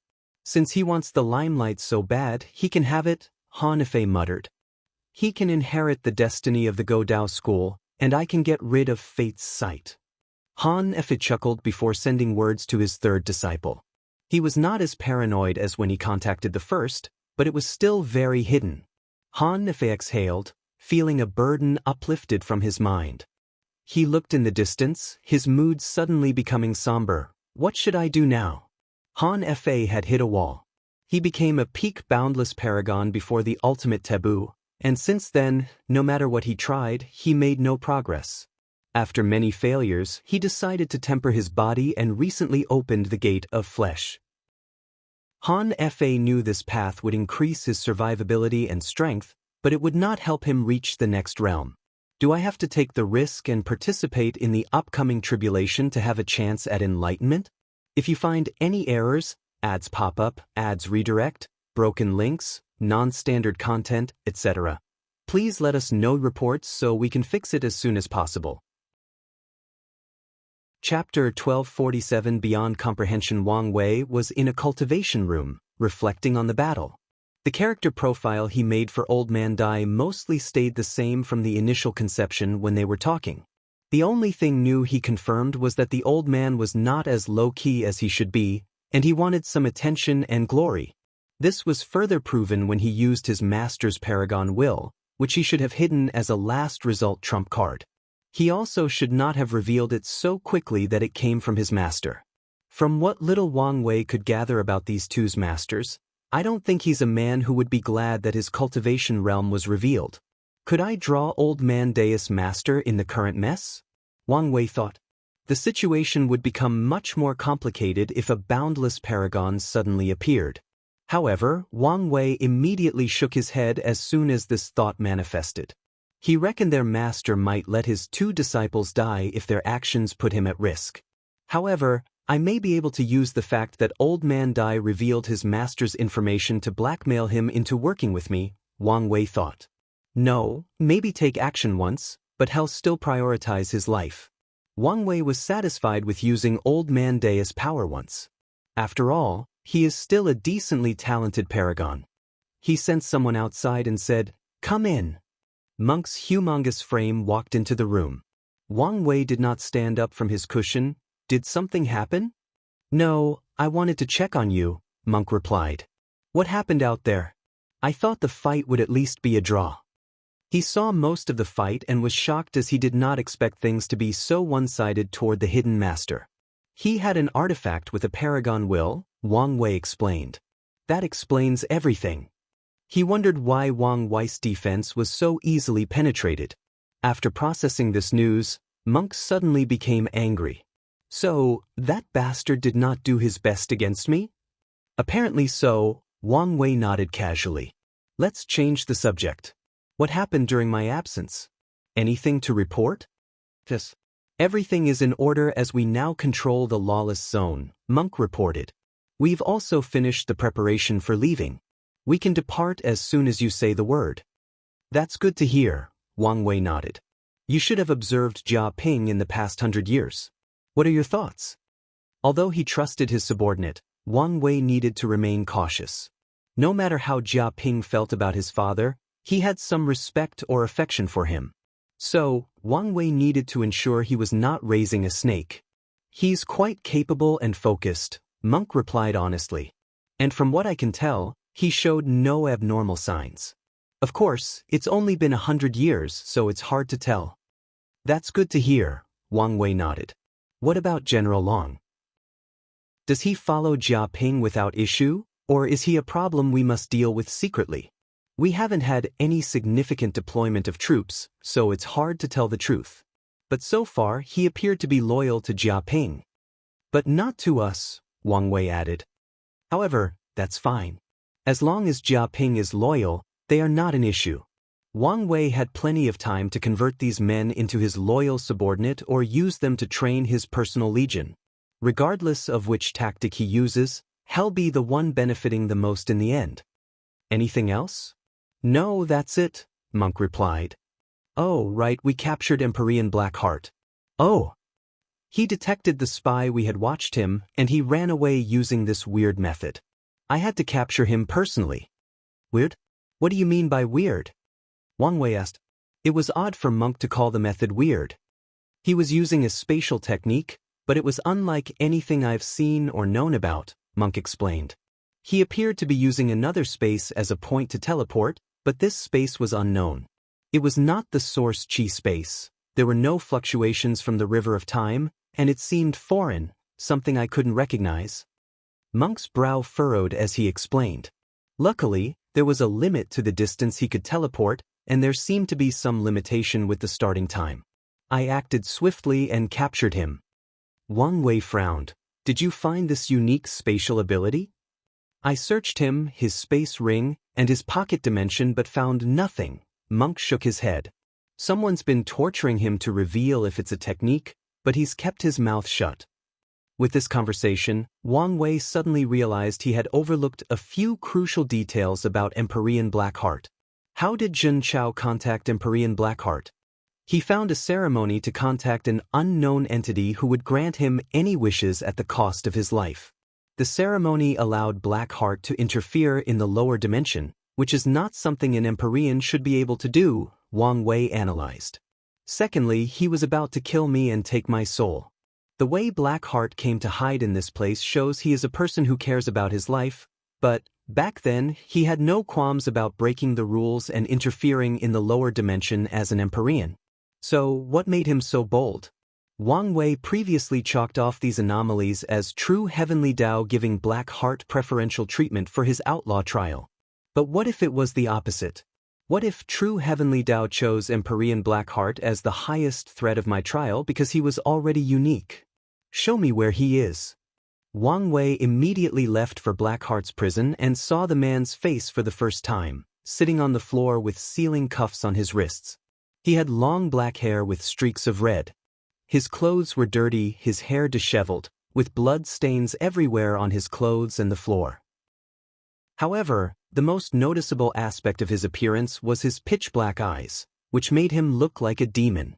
The Dark Eyes race? Wang Wei thought. He knew of this race born with the power to feed on people's desires. They were once a part of the collective devil race before separating themselves. The odd thing about this race was they separated themselves not long before many factions besieged the primogenitor devil. However, no one blamed or retaliated against them for some bizarre reason. It was like all the other factions collectively chose to ignore their previous crimes. Then, from what Wang Wei knows, most of their members disappeared afterward, leaving a small population in the Eternal Ascension world. "It's you," said Empyrean Black Heart as he recognized Wang Wei. "Indeed. I bet you never expected this, did you?" Wang Wei sneered. "But how is that possible?" Black Heart asked, not hiding his shock. "The last time I saw you was less than 500 million years ago, and you were only Tier 7. Even time acceleration could not explain the latter's current cultivation realm. What can I say? I'm a man of many means." Black Heart stared at him for a few seconds before exhaling. "I knew you were trouble, but I did not expect you to come knocking on my door so soon." Enough with the introduction, Wang Wei stated. "I came here for answers. What method did you use to interfere in the lower dimension without consequences?" Empyrean Black Heart looked at him, puzzled. "What are you talking about?" "What a great actor you are," Wang Wei praised as he squatted down to look at Black Heart at eye level. "You were part of my outlaw trial, so you know what I'm capable of. So, why don't you stop insulting my intelligence, and let's have a conversation, maybe even a civil one." Black Heart's ignorance was instantly gone. He looked Wang Wei directly in the eyes. "Promise me my freedom, I'll tell you what you need to know." Wang Wei looked at him calmly despite the fact he was secretly shocked. As he read Black Heart's fate line, he found nothing. But this was not one of those cases where a mysterious power blocked specific aspects or periods of his life to hide the information. No, as he saw Black Heart's entire life, everything was normal. At no point in time did Wang Wei see him come into contact with something that made him unique. It was as if the entire thing never existed in the first place. But he knows the thing existed. He had already deduced its existence logically, and Black Heart admits it by trying to bargain with him. Is this some kind of higher dimension information rewrite? Wang Wei asked himself, trying to explain what was going on. It feels like I'm in a situation where logic and reasons no longer apply or make sense. Is this kind of power from a half-step transcendent? Until today, Wang Wei never felt that half-step transcendent were beings beyond his comprehension. If you find any errors, ads pop up, ads redirect, broken links, non-standard content, etc., please let us know reports so we can fix it as soon as possible. You're tuning in to the Wandering Hero YouTube channel. Don't forget to subscribe and join us on this journey to catch the most captivating stories.